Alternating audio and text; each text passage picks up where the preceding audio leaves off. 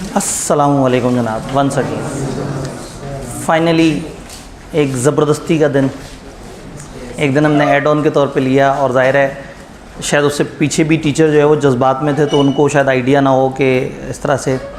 अच्छा, आज का दिन वैसे भी थोड़ा सा मुश्किल था इस हवाले से कि आगे जब 9-10 मुहर्रम है और उसके साथ संडे है ना, तो बहुत सारे लोग इसको एक लॉन्ग वीकेंड कंसिडर करके अपने अपने घर निकल जाते हैं और ऊपर से बहुत ही अर्ली मॉर्निंग में शदीद तरीन बारिश।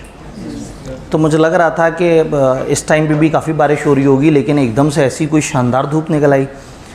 तो एक तो ये दिन प्लान नहीं था, ऊपर से सुबह शदीद बारिश, तीसरा लॉन्ग वीकेंड टाइप का मामला। तो वो एक्सपेक्टेड यही था कि जो है ना कुछ मुनासिब से लोग आएंगे। और मैं तो बारिश को सोच लिया था कि बारिश बहुत शदीद हो रही होगी तो शायद चाय पिलानी पड़ जाए, लेकिन अल्हम्दुलिल्लाह अल्लाह ने जो है मुझे एक बड़े ख़र्चे से बचा लिया इस दफ़ा और बारिश उस तरह से नहीं हो रही थी। कुछ कल की बातें हमारी पेंडिंग रहती हैं और फिर उसके बाद हम आज का टारगेट स्टार्ट करते हैं। जो असल टारगेट है आज का चैप्टर 11-12 है। 11 तो पूरा हो जाएगा, 12 के बारे में भी देखते हैं कि हमारे पास कितना टाइम बचता है।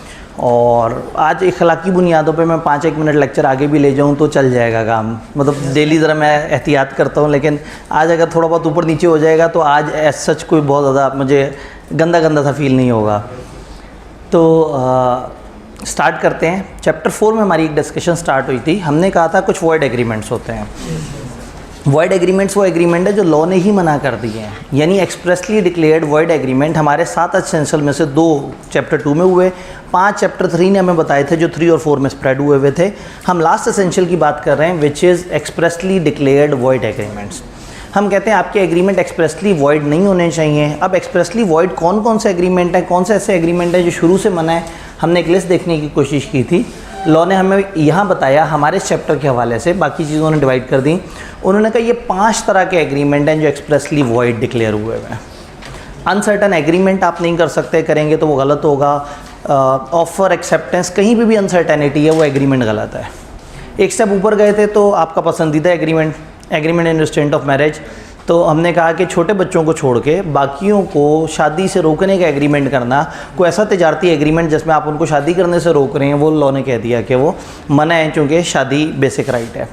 उससे ऊपर गए तो 3 तरह के एग्रीमेंट थे। Agreement in restraint of legal proceeding, wagering agreement in restraint of trade. हमने यहाँ से कार्रवाई शुरू की थी। हम ये कहते हैं कि जो ऊपर वाले 3 हैं ये अलग हैं, इन तीनों की एक्सेप्शन भी पड़ेंगे और नीचे वाले जो है वो सीधे से हैं। Agreement in legal restraint of legal proceeding का एक बहुत क्विक रिकैप दे देता हूँ। हमने बात की थी कि किसी भी बंदे के साथ ये एग्रीमेंट करना कि तुम अदालत में नहीं जाओगे। कॉन्ट्रैक्ट तो कहते ही एग्रीमेंट इन्फोर्सेबल बाय लॉ को है, तो किसी के साथ ये एग्री करना तुम मेरे खिलाफ अदालत में नहीं जाओगे या इवन मैं तुम्हारे खिलाफ अदालत में नहीं जाऊँगा, किसी को इस चीज़ से रोक देना कि वो लीगल पावर इस्तेमाल ना कर सके, ये मना है। चूँकि कॉन्ट्रैक्ट तो आपको दे रहा है लीगल पावर। ऐसे में लॉ ये कहता है कि रोकना और है, लेकिन 3 तरह की रुकावटें मान ली जाएंगी। अगर 2 अदालतें एक जैसे रैंक की हैं और पार्टीज़ कहें हम उस अदालत के बजाय उस अदालत में जाएंगे, तो टेक्निकली तो आपने एक अदालत से रोक दिया, लेकिन आपने क्या इसलिए रोका कि आपने लीगल पावर उसकी रोक दी? नहीं, आपने इसलिए रोक दिया कि आप उस अदालत के बजाय दूसरी अदालत में जाने की बात कर रहे थे। इसी तरह से एक बंदा अदालत में जीत जाए या हार जाए तो उसके बाद आप ये लिख सकते हैं कि हम अब अदालत में अपील नहीं करेंगे, यानी अदालत में जाने से नहीं रोक रहे लेकिन हायर अदालत में अपील करने से रोक रहे हैं। ये दूसरी बात हमने पढ़ी थी। तीसरा आपने कहा था कि किसी भी प्रेजेंट मसले पे, माजी के मसले पे या मुमकिन मसले पे पार्टीज़ कैन डिसाइड कि हम अदालत में नहीं जाएंगी, हम सालिस के पास जाएंगे, हम आर्बिट्रेटर के पास जाएंगे, एक इंडिपेंडेंट थर्ड पर्सन के पास जाएंगे। वो इंडिपेंडेंट थर्ड पर्सन हमारे तुम्हारे दरमियान फैसला कराएगा।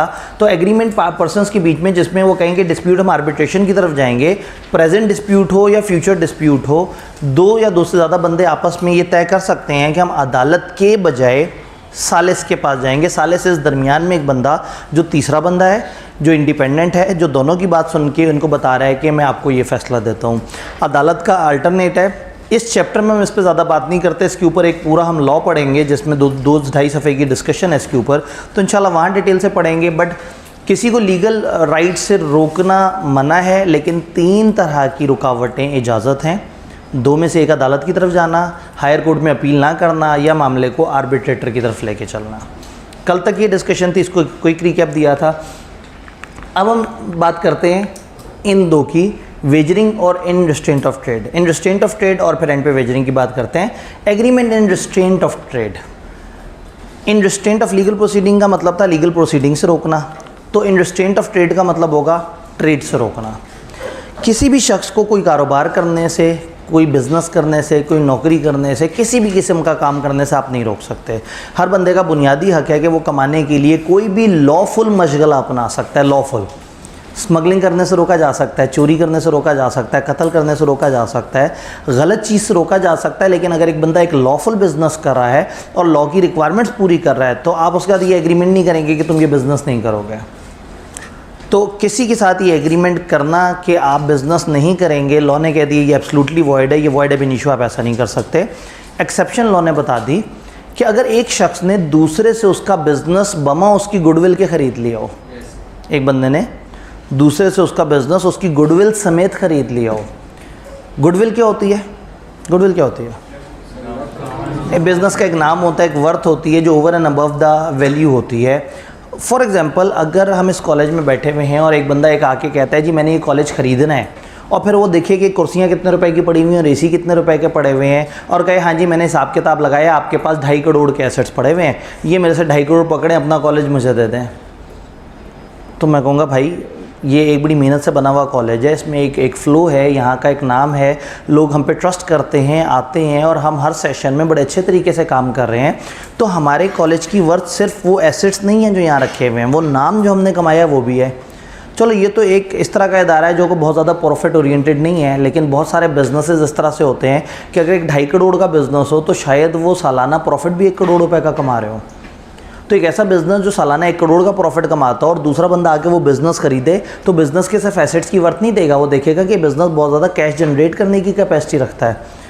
तो अगर एक शख्स किसी का बिज़नेस खरीद रहा है तो जो बेचने वाला है वो कहता है भाई मुझे गुडविल भी दो। टिपिकल एग्जांपल रेगुलर क्लास में दी जाती है, बात समझ आ जाती है कि एक इलाके में एक बंदे का मिठाइयों का काम बड़ा मशहूर है, सबको पता है कि यार ये वाली दुकान के पास ना सबसे बेस्ट मिठाई होती है, अच्छे लोग हैं, मुनासिब कीमत है, तो हर दिन उनके पास सैकड़ों ग्राहक आते हैं मिठाई लेने के लिए। दुकान में रखे हुए जो एसेट्स हैं वो मुश्किल से 40 लाख के हैं, लेकिन वो दुकान ऐसी है कि वो माहाना 15-1 लाख रुपए फ़र्ज़ करें प्रॉफिट कमा के दे देती है। तो एक सेठ आके कहता है उस दुकान वाले से कि मुझे अपनी दुकान बेचोगे, तो वो 40 लाख रुपए में दुकान नहीं बेचेगा, 40 लाख तो उसके एसेट्स की वर्थ है। वो ये कहेगा कि भाई ये एक ऐसी दुकान है जो 15 लाख रुपए कमा के दे रही है, इसका नाम ऐसा डेवलप हो गया, लोग इस पर इतना भरोसा करते हैं, तो शायद वो कहे भाई मुझे 2.5 करोड़ 3 करोड़ 4 करोड़ दो, फिर मेरे से ये दुकान ले लो, क्योंकि ये दुकान तो मैं कमा के देती रहेगी। तो ये जो इसने ओवर एंड अबव जितने भी पैसे लिए हैं इसको क्या कहेंगे? ये गुडविल के पैसे लिए हैं। रूल ये है कि आप एक दुकान खरीदें और उसकी गुडविल के भी पैसे दें। वो मिठाइयों की दुकान खरीदे, उसके नाम के पैसे दे, गुडविल के पैसे दे। अब उसने 4 करोड़ खर्चा और वो दुकान का मालिक बन गया, ओरिजिनल ओनर उठा, साथ वाली दुकान किराए पे ली और उसको भी मिठाइयों की दुकान बना दिया, और बाहर लिख के लगा दिया असली और पुरानी मिठाइयों वाली दुकान, असल इंतज़ामिया के साथ। तो उस गरीब ने जो 40 लाख से ऊपर गुडविल के पैसे भरे हैं उसको क्या फ़ायदा हुआ? लोग फिर इसे देख के साथ वाली दुकान पे आ जाएंगे और साथ वाली दुकान को बिज़नेस मिलना शुरू हो जाएगा। तो अगर एक बंदे ने दूसरे से गुडविल समेत उसका बिज़नेस खरीदा, यस अब उसके पास ये राइट है कि दूसरे बंदे को रोक सकता है। अगर उसने गुडविल समेत खरीदा तो दूसरे बंदे को बिज़नेस करने से वो रोक सकता है। वो कहेगा इस इलाके में या इतने अरसे तक आपने ये वाला बिज़नेस नहीं करना। तो रूल ये है कि agreement and restraint of trade मना है, किसी को कोई भी लॉफुल बिज़नेस करने से आप नहीं रोक सकते। लेकिन एक्सेप्शन है, seller may agree with buyer. Seller buyer से एग्री कर सकता है, जो अपनी दुकान बेच रहा है, अपना बिजनेस बेच रहा है, वो बायर से एग्री कर सकता है कि ठीक है मैं ये इस तरह का बिज़नेस इस तरह की इलाके में या इतने इलाके में ये वाला बिज़नेस नहीं करूँगा। डन। तो ये दूसरा रूल है और उसकी एक्सेप्शन। फिर फाइनल रूल की तरफ आते हैं, वेजरिंग। ये बात हमने पहले पढ़ी थी कि वेजरिंग एग्रीमेंट जो है वो मना होते हैं, वेजरिंग एग्रीमेंट नहीं कर सकते। इस वक्त मेरे ख्याल में ये समझाना तो गलत होगा कि वेजरिंग किसे कहते हैं और कंटिजेंट किसे कहते हैं, फ़र्क हमें पता है। वेजरिंग एक शर्त वाला एग्रीमेंट है। लॉ कहता है कि शर्त लगाने का एग्रीमेंट वॉइड एब इनिशियो है। कोई भी बंदा दूसरे के साथ वेजरिंग एग्रीमेंट नहीं करेगा। वेजरिंग एग्रीमेंट वो जिसमें पहले ही दिन से शर्त इन्वॉल्व है, जिसमें पहले ही दिन से शर्त इन्वॉल्व है। अब इसमें अगर एक स्टेप आगे बढ़ें तो लॉ को इस एग्रीमेंट पे बड़ा गुस्सा है, वेजरिंग पे। वो बताता जा रहा है और हम सुनते जा रहे हैं। सबसे पहले वो कहते हैं वेजरिंग वॉइड है। हमने कहा ओके, उसे फिर गुस्सा आया, उसने कहा वेजरिंग से कनेक्टेड जो एग्रीमेंट है वो भी वॉइड है। हमने कहा ठीक है जी, सही है, मान लिया। उसने कहा वेजरिंग करने वाले बंदों ने भी गलत हरकत की है। ठीक है जी, वो भी सही हो गया। उसने कहा वेजरिंग से अगर कोई इनाम जीता तो वो इनाम अदालत में जाके क्लेम भी नहीं कर सकते। वेजरिंग में अगर आपको दूसरे की तरफ से कोई भी कंसिडरेशन आनी है या उसने कुछ परफॉर्म करना है, एक बंदे ने दूसरे से शर्त लगाई है कि देखना कल बारिश होती है, उसने कहा कल कंफर्म बारिश नहीं होगी, इसने कहा अगर हो जाए, उसने कहा मैं 5वीं मंजिल से छलांग लगा दूंगा, बारिश हो गई। अब वो 5वीं मंजिल से छलांग ही नहीं लगा रहा, बेईमानी है ना, गलत बात है, एग्रीमेंट नहीं फॉलो कर रहा। अदालत लेके गया बंदा और उसने कहा जी इससे कहें 5वीं मंजिल से छलांग मारे, मैंने शर्त जीती है। तो अदालत ना परफॉर्मेंस वो करवाएगी इसकी, ना उसके पैसे अप्रूव करवाएगी, ना किसी किस्म का डैमेज अवार्ड करेगी, ना इस केस में अदालत में आए हुए किसी भी फैसले को, किसी भी मामले को किसी भी तरह से वो नहीं करेगी, अकोमोडेट नहीं करेगी। फ़र्ज़ करें एक माइनर और एक गार्डियन है। बच्चा अपने गार्डियन से कहता है कि अंकल मेरा बड़ा दिल करता है कि मैं शर्त पे पैसा लगाऊं, ठीक है, लेकिन मैं क्या करूं, मैं तो एग्रीमेंट नहीं कर सकता। आप मेरे ब्याह पे एग्रीमेंट कर सकते हैं, जाएं मेरा थोड़ा सा पैसा उठा के फ़लाना शर्त में लगा दें। उसने कुछ 10 लाख रुपए उठाया और जाके शर्त में लगा दिया, शर्त हार गए। जब बच्चा बड़ा होगा और बच्चे को इसकी प्रॉपर्टी मिल रही होगी और जब चचा अपने खर्चे उसमें से रिकवर कर रहा होगा, तो वो जो उसने 10 लाख रुपये शर्त में हारे हैं वो रिकवर नहीं कर सकता बच्चे से। किसके कहने पे लगाए थे? बच्चे के कहने पे। लेकिन किधर लगाए थे? शर्त में। शर्त गलत है। ये ऐसे ही जैसे एक बंदा किसी को कत्ल कर दे, उसे आगे पकड़े, ये क्या किया? वो कहे मैंने उसके कहने पे किया है, उसे पकड़ो। तो हम कहेंगे नहीं भाई तुमने गलत किया ना, जिस मर्ज़ी के कहने पे किया हो। अब कोई भी उठ के कह दे मैं तो कोई काम अपनी पसंद से करता ही नहीं, मैं तो जो कहता है वो कर देता हूँ, तो फिर हम उसे कहेंगे कि भाई जिसने कहा वो तो गलत आदमी है, तुम कौन से सही आदमी हो जो तुमने एज इट इज़ सारी गलत बातें मान ली। तो अगर एक बात की जाए, एक गलत एग्रीमेंट किया जाए, तो जिसने कहा है वो भी गलत है और जो कर रहा है एग्रीमेंट वो भी गलत है। तो बच्चे को कुछ नहीं कहेंगे, बच्चा तो शरारती है, उसने उल्टी सीधी बात कर दी, बड़े को चाहिए था समझाता, तो ये बड़ा एडजस्ट नहीं कर सकेगा। लॉ एक स्टेप आगे बढ़ता है, कहता है एक शख्स मरने वाला है, मरने से पहले वो अपने एक बच्चे को पास बुला के कहता है बेटा मेरी एक ख्वाहिश है, मरने से पहले पूरी करना चाहता हूँ, 5-1 लाख रुपए का ना कुछ शर्त लगा लो मेरे ब्याह पे जाके, फ़लाना बंदे से जाके शर्त लगाओ और उसको कहो कि मैं अपने फादर की तरफ से आया हूँ शर्त लगाने के लिए, और 5-1 लाख रुपए शर्त में लगा दो, मैं मरने से पहले एक दफ़ा शर्त जीतना चाहता हूँ। इसने जाके शर्त लगाई, शर्त हार गया, आके अब्बा जी को बताया, उनका इंतकाल हो गया। बस ज़ाहिर उनकी ख्वाहिश थी, आखिरी ख्वाहिश थी, वो शर्त जीतना चाहते थे, वो आखिरी ख्वाहिश पूरी नहीं हुई। अब हुआ ये कि जब विरसा तकसीम हो रहा था कि अच्छा जी अब्बा जी की जायदाद में कितने पैसे हैं, सारा कुछ है, तो ये तय हुआ कि ठीक है हर भाई के ज़िम्मे 10-10 लाख आएगा। तो सबसे बड़े भाई ने इसको पकड़ाए 5 लाख। इसने कहा जी बकाया 5 लाख। उसने कहा वो तुम अब्बा जी से पहले ले गए थे पैसे। उन्होंने कहा वो तो अब्बा जी ने कहा था शर्त में लगाने का। उन्होंने कहा वो तो बीमार आदमी थे, बुज़ुर्ग आदमी थे, तुम समझा देते, इल्लीगल बात है। कहने का मतलब है वो वाला 5 लाख जो उसने अब्बा के ब्याह पे लगाया है वो इसमें से कट, इसके हिस्से में से कट जाएगा, ये एडजस्टमेंट नहीं करा सकेगा अपनी जायदाद में उस 5 लाख की। यानी लॉ को इतना गुस्सा है कि जो ये गलत काम करेगा उसी के ज़िम्मे पड़ेगा। तो यहाँ अगर किताब में देखें तो किताब वेजरिंग एग्रीमेंट पे लिखती चली जाती है, 2 पर्सन्स के दरमियान जब भी एक बेट होगी जिसमें पैसे या कोई भी और अदर थिंग पेबल होगी on happening not happening of future uncertain event, तो वो वेजरिंग है, ये हमें पता है बात। Such agreement void, okay. All connected agreement जो नोइंगली मेड किए गए हैं उसको सपोर्ट या गारंटी करने के लिए वो भी वॉइड है। कोई केस भी नहीं कर सकते for recovery of any sum of money payable या कोई कमीशन वगैरह। एक बंदे ने 2 बंदों की शर्तें करवाई और उसका कमीशन तय हुआ, वो अपने कमीशन के लिए भी नहीं बात कर सकता। जो पैसा जीता है वो पैसे जीतने के लिए भी बात नहीं कर सकता। No suit shall be file for forcing any person to accept the result of any game और एनी अनसर्टन इवेंट। अब किसी को कन्विंस भी नहीं कर सकते, किसी को अदालत में बाउंड भी नहीं कर सकते कि तुम्हें मानना होगा इस शर्त का फैसला, चूँकि शर्त तो गलत है। Person shall not be allowed any adjustment for making any payment relating to any void agreement. अगर एक शख्स ने दूसरे के ब्याह पे वॉइड एग्रीमेंट में कोई पैसे लगाए हैं तो उसको एडजस्टमेंट भी नहीं मिलेगी। कहाँ कहाँ? Guardian of the minor on whose behalf he made payment, या हेयर यानी कि legal representative of a deceased person on whose behalf he made payment. तो लीगल रिप्रेजेंटेटिव भी जो अपने उसने जो डिजीज़ पर्सन के ब्याह पे वो की है पेमेंट वो भी एडजस्ट नहीं कर सकता। गार्डियन ने जो माइनर के ब्याह पे की है वो भी एडजस्ट नहीं कर सकता। जो गलत चीज़ है वो गलत है, उस पर कोई एडजस्टमेंट नहीं है।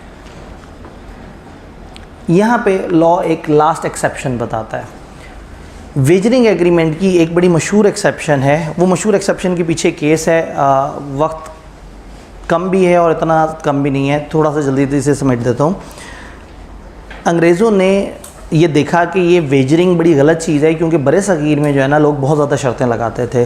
तो 1872 का जब कानून बन रहा था तो उस टाइम पे जो यहाँ पे चीज़ों को कंट्रोल कर रहे थे उन्होंने एक रूल रख दिया कि वेजरिंग मना है, शर्तें नहीं लगा सकते, और उसको कानून का हिस्सा बना दिया। उन्हें फिर खुद ही से एहसास हुआ कि वो तो ख़ुद भी शर्तें लगाते हैं। अब बड़े सगीर के अवाम को तो मना कर दिया, लेकिन वो जो अंग्रेज़ थे जिन्होंने कानून बनाया वो तो खुद शर्तें लगाते थे बहुत शौक से। घोड़ों की रेस करवाते थे, बड़े बड़े वो सेटअप अरेंज करते थे और बैठ के बड़ी बड़ी शर्तें लगाते थे।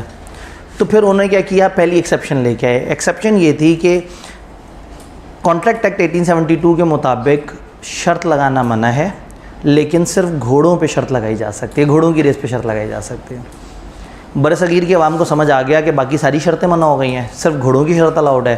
तो जहाँ जहाँ कोई घोड़ों का मैच हो रहा होता था, जहाँ जहाँ कोई रेस हो रही होती थी, अमीर बैठे होते थे अपने पेविलियन में, अपने सारे वो जो जगह है बड़े एग्जेक्टिव से हॉल में, गरीब आके ज़मीन पे बैठ जाते थे और घोड़ों की रेस को देखते थे और फिर कहते थे काले वाले ने जितना है कि चिट्टे वाले ने। उनको तो शर्त लगाने का एवेन्यू मिल गया। अंग्रेज़ परेशान हो गए, तो अंग्रेज़ ने फिर रूल को रिवाइज़ किया। उन्होंने कहा शर्त लगाना मना है, लेकिन घोड़ों की रेस पे लगाई गई वो शर्त जो कि बड़ी अमाउंट की है वो वैलिड है। उस ज़माने के हिसाब से उन्होंने 500 रुपये की खती रकम रख दी। 1872 के ज़माने के 500 रुपये, आज के लाखों रुपए बड़े आराम से काउंट कर सकते हैं। तो उन्होंने कह दिया 500 रुपये से ऊपर की शर्त जो लगाएगा ना बस वो अलाउड है। लोग, ये रूल आया, लोग शर्तें लगाना ख़त्म हो गए। फिर आहिस्ता आहिस्ता अंग्रेज़ों को पता लगा कि उन लोगों ने कमेटियाँ डाली हुई हैं, पैसे जोड़े हैं, 5-6 लोग इकट्ठे हो, भाई शर्त तो लगानी है, शर्त के बगैर कहाँ जाएं बेचारे। तो वो पैसे जोड़ते थे, काफ़ी सारे लोग इकट्ठे मिलके, और फिर इतने पैसे इकट्ठे कर लेते थे कि वो 500 रुपये की शर्त लगा सकें। तो फिर इकट्ठे हो गए, वो 500 रुपये की शर्त लगाते थे और वो कोई हारता था जीतता था, फिर लड़ाई फड्डे होते थे, फिर अदालत में मसले जाते थे, और फिर यही होता था कि ये तो एक्सेप्शन है, अलाउड है। तो उन्होंने फिर आखिरी कील ठोक दिया ताबूत में। उन्होंने कहा जी शर्तें मना है, लेकिन घोड़ों की रेस पे लगाई गई शर्त कम से कम 500 रुपये की शर्त, और शर्त की रकम जीतने वाले घोड़े के मालिक को जाएगी। अब पैसे जोड़ के जो शर्त भी लगाएगा वो एक दूसरे को नहीं दे सकते पैसे। वो शर्त तभी लीगल होगी जब वो शर्त के पैसे जीतने वाले को मिले, उससे फिर जो है ना कहीं वो लोग बाज आए। तो ये अजीब सी एक एक्सेप्शन अचानक से आ जाती है, तो इसके पीछे लॉजिक बताना ज़रूरी है।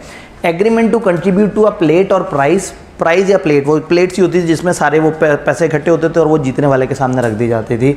तो कोई भी प्लेट या prize of the value of 500 and above to be awarded to winner of a horse race. तो हॉर्स रेस के विनर को 500 से ऊपर के अगर पैसे शर्त में मिलने हैं वो शर्त अलाउड है, बाकी सारी शर्तें मना है। ये 500 रकम अंग्रेज़ों ने अपने ज़माने में सेट की थी। अगर अंग्रेज़ आज हयात होते और यहाँ मौजूद होते तो अब तक इसको कई लाखों तक पहुँचा चुके होते, लेकिन लॉ हमें मिला और हमने कहा अंग्रेज़ों ने इतना पाकीज़ा लॉ बनाया है तो इसमें एक फुल स्टॉप भी हम क्यों बदलें। तो ये अभी भी उसी तरह से 500 की एक्सेप्शन है। अंग्रेज़ों से पूछें तो उन्हें भी नहीं पता कि 500 रुपये अभी भी मौजूद हैं। ओरिजिनल कॉन्ट्रैक्ट एक्ट में उन्होंने चीज़ें रिवाइज़ कर दी हुई हैं, अपने मुल्कों के हिसाब से सेट कर दी हैं। हम इसको सहीफ़ा मानते हैं, अंग्रेज़ ने लिखा है, अच्छा होगा। अंग्रेज़ तो अच्छे लोग होते हैं ना, बहुत अच्छे लोग होते हैं सर।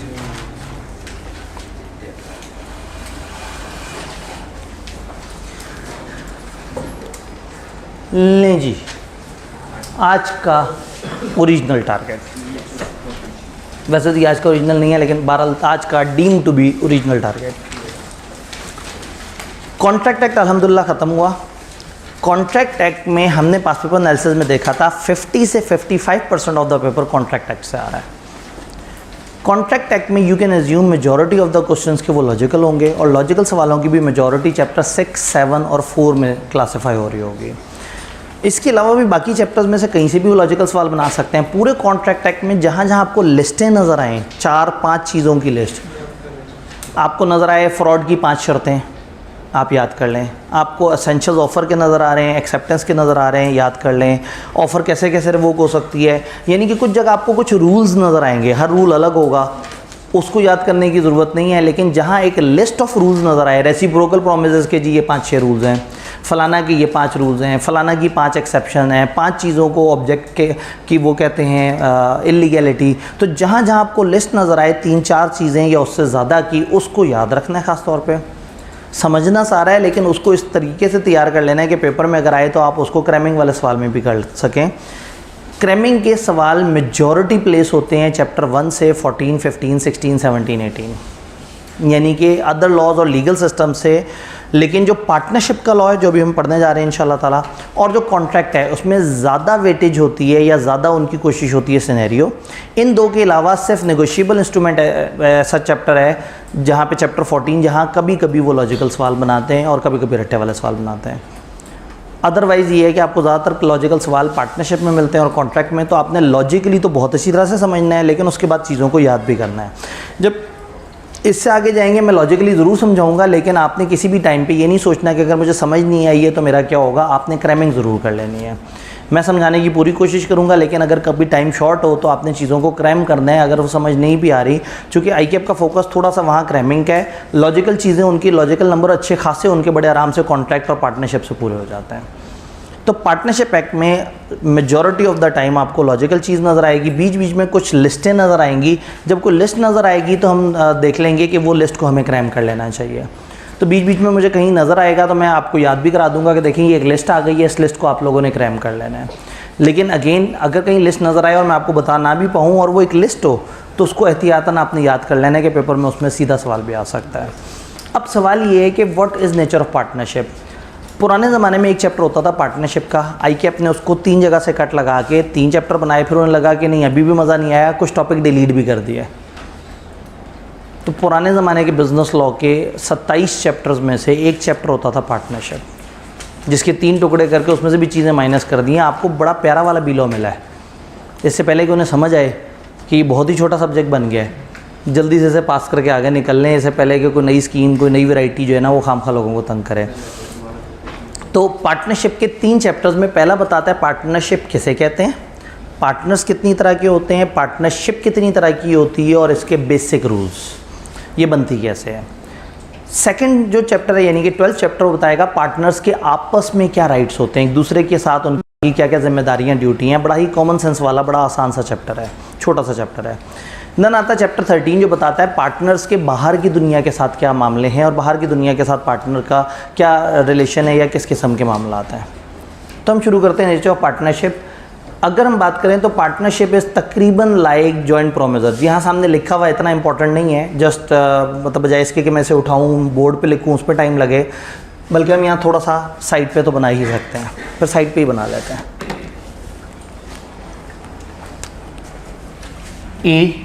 ABCD ये 4 लोग हैं जो कि एक पार्टनरशिप में, और ये मिस्टर वाई के साथ डील कर रहे हैं। 4 बंदे हैं, ये चारों एक पार्टनरशिप के अंदर है और ये मिस्टर वाई के साथ डील कर रहे हैं। तो वो जो 4 लोग पार्टनरशिप के अंदर, उनमें से हर अकेले बंदे को हम कहेंगे वो पार्टनर है। अकेले बंदे को क्या कहेंगे, वो पार्टनर है। इस पूरे ग्रुप को ये पूरा ये ओवल बना हुआ है जिसके अंदर ये चारों हैं, इनको मिला के हम फर्म कहेंगे या पार्टनरशिप कहेंगे। और हर वो शख्स जो इस पार्टनरशिप के साथ डील कर रहा है उसको कहेंगे थर्ड पर्सन। यानी एक पर्सन है फर्म, दूसरा पर्सन है पार्टनर्स, तीसरा पर्सन है जो भी कोई भी इनसे डील करेगा। तो पार्टनरशिप में ना 2 चैप्टर के रूल्स अप्लाई होंगे, एक एजेंसी के और एक जॉइंट प्रोमिसर्स वाले। ये जॉइंट प्रोमिसर्स हैं तो इनकी सारी वही वाली बातें हैं कि इनकी लायबिलिटीज़ जॉइंट एंड सेवरल है, उसी तरह से कंट्रीब्यूशन ऑफ लॉसेज है, उसी तरह से बाकी सारे मामला हैं, उसी तरह से एक दूसरे के लिए ज़िम्मेदार हैं। फिर एजेंसी का क्या मामला है, फॉर एग्जांपल इनमें से बी ने एक एक्शन किया, अगर उसने एक्शन अपनी पार्टनरशिप के लिए किया और पार्टनरशिप में रहते हुए किया तो इसको हम कहेंगे एक्ट ऑफ फर्म। 4 पार्टनर्स हैं, चारों का काम है कि वो फर्नीचर ख़रीदते हैं और बेचते हैं। मिस्टर बी गया, जाके उसने फर्नीचर ख़रीदा, मिस्टर बी का फर्नीचर ख़रीदना अपनी फर्म के लिए मिस्टर बी का एक्शन नहीं कहलाएगा, फर्म का एक्शन कहलाएगा। जॉइंट प्रोमिसर्स में उन जॉइंट प्रोमिसर्स को कलेक्टिवली कुछ नहीं बोलते थे। पार्टनरशिप में क्या होता है, चंद लोग मिलजुल के आपस में एक एग्रीमेंट कर लेते हैं और एग्रीमेंट के तहत एक दूसरे के साथ प्रॉफिट एंड लॉस शेयर कर रहे होते हैं। उस एग्रीमेंट के तहत ये सारे मिलके कंबाइंड बिजनेस काउंट होगा, बिजनेस का एक नाम होगा फर्म या पार्टनरशिप। तो हर बंदे का एक्शन फर्म का एक्शन है। मिस्टर बी के एक्शन पे पूरी फर्म रिस्पॉन्सिबल होगी। मिस्टर बी ने अगर किसी के साथ जुल्म कर दिया, फर्नीचर खरीदते हुए को फ्रॉड कर दिया, गड़बड़ कर दिया, पूरी फर्म जिम्मेदार। तो इसका मतलब है इनमें से हर पार्टनर एजेंट भी है सबका और हर पार्टनर प्रिंसिपल भी है सबका। जब बी कोई एक्शन करेगा तो बी बन जाएगा एजेंट और ए, सी और डी बन जाएंगे उसके प्रिंसिपल। या यूँ समझे कि बाकी सारी जो फर्म है वो बन जाएगी प्रिंसिपल। ए एक्शन करेगा तो ए बन जाएगा एजेंट और बाकी सब बन जाएंगे प्रिंसिपल। इसका मतलब है हर बंदा एजेंट है क्योंकि वो काम करता है, दूसरे रिस्पॉन्सिबल होते हैं। प्रिंसिपल है क्योंकि वो दूसरों के कामों पे रिस्पॉन्सिबल होता है। तो ये एक ओवरऑल स्ट्रक्चर है जो कि हमें अगर समझ आ जाए तो फिर उसके बाद हमारे लिए चीज़ें समझना थोड़ा सा आसान हो जाती हैं। ज़्यादा मुश्किल बातें नहीं हैं, जॉइंट प्रोमिसेस हमें समझ आए हुए हैं। तो हमने ये कहा कि सबसे पहले कुछ डेफिनेशंस देखते हैं। Partnership is relation between persons, लोगों के दरमियान एक ऐसा रिलेशन है who have agreed to share the profits of business, जिन्होंने तय किया है कि वो एक बिजनेस के प्रॉफिट्स को शेयर करेंगे, कैरीड ऑन बाय ऑल और any of them acting for, जो वो सब कर रहे हैं उनमें से कोई भी बाकियों के बिहाफ पे कर रहा है। एजेंसी वाली बात भी कर दी। तो पार्टनरशिप एक ऐसा रिलेशन है जिसमें चंद लोग मिलकर आपस में प्रॉफिट शेयर करते हैं एक बिजनेस के और उसमें एक दूसरे के साथ मिलजुल के उसके लिए जिम्मेदार होते हैं। फर्म और पार्टनर क्या है? वो पर्सन जो पार्टनरशिप में एंटर हुए एक दूसरे के साथ वो पार्टनर्स कहलाएंगे इंडिविजुअली, और कलेक्टिवली सारे मिलके क्या कहलाएंगे? फर्म। और जिस नाम से वो बिजनेस करेंगे वो कहलाएगा फर्म का नेम। तो फिर एक्ट ऑफ फर्म किसे कहेगा? एक्ट ऑफ फर्म का मतलब है कोई भी एक्ट या ओमिशन बाय ऑल या एनीवन, सारे को एक्शन करें या उनमें से कोई एक बाकियों के बिहाफ पे करे, which give rise to a right enforceable by और अगेंस्ट द फर्म। भाई बी जाके खरीदारी करके आ गया फर्म के बिहाफ पे, अब पैसे कौन देगा?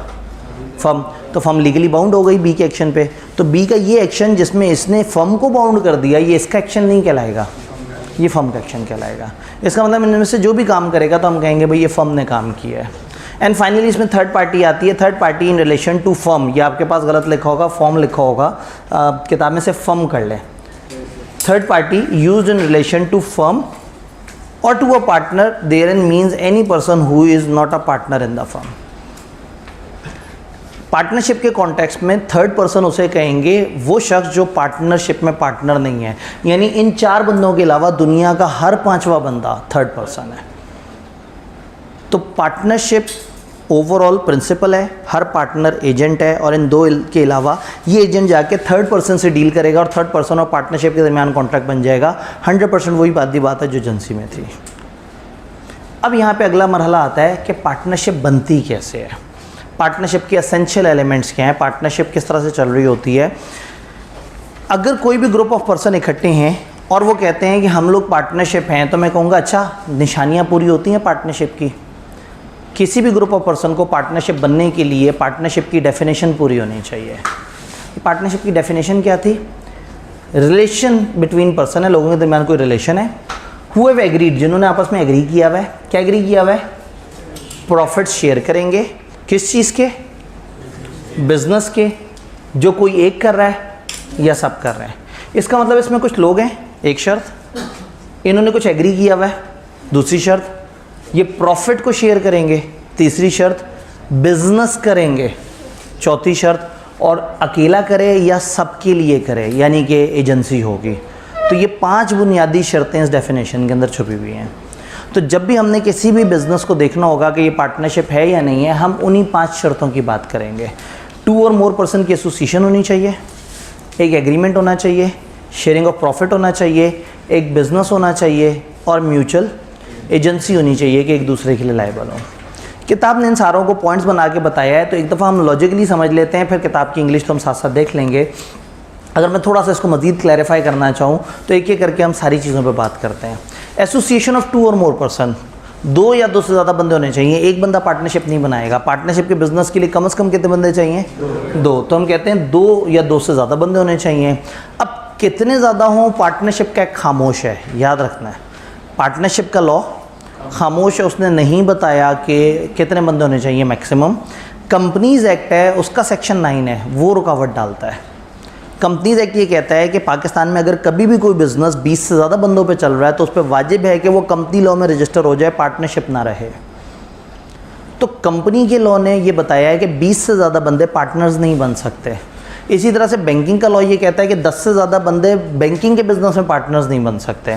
तो इसका मतलब ये है कि अगर आपसे कोई पूछे कि पार्टनरशिप में मैक्सिमम नंबर कितने हैं, तो आपका पार्टनरशिप एक्ट ने नहीं बताया, लेकिन कुछ और लॉज ने बताया है कि मैक्सिमम नंबर ऑफ पर्सन 20 होंगे नॉर्मल बिजनेस में, और जो बैंकिंग का बिजनेस है उसमें 10 बंदे होंगे मैक्सिमम।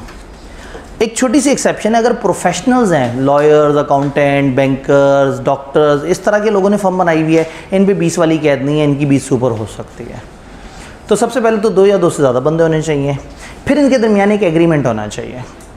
ये एग्रीमेंट ज़बानी भी हो सकता है और लिख के भी हो सकता है, याद है एक्सप्रेस और इम्प्लाइड, लेकिन बहुत अच्छी बात है कि ये लिख के हो।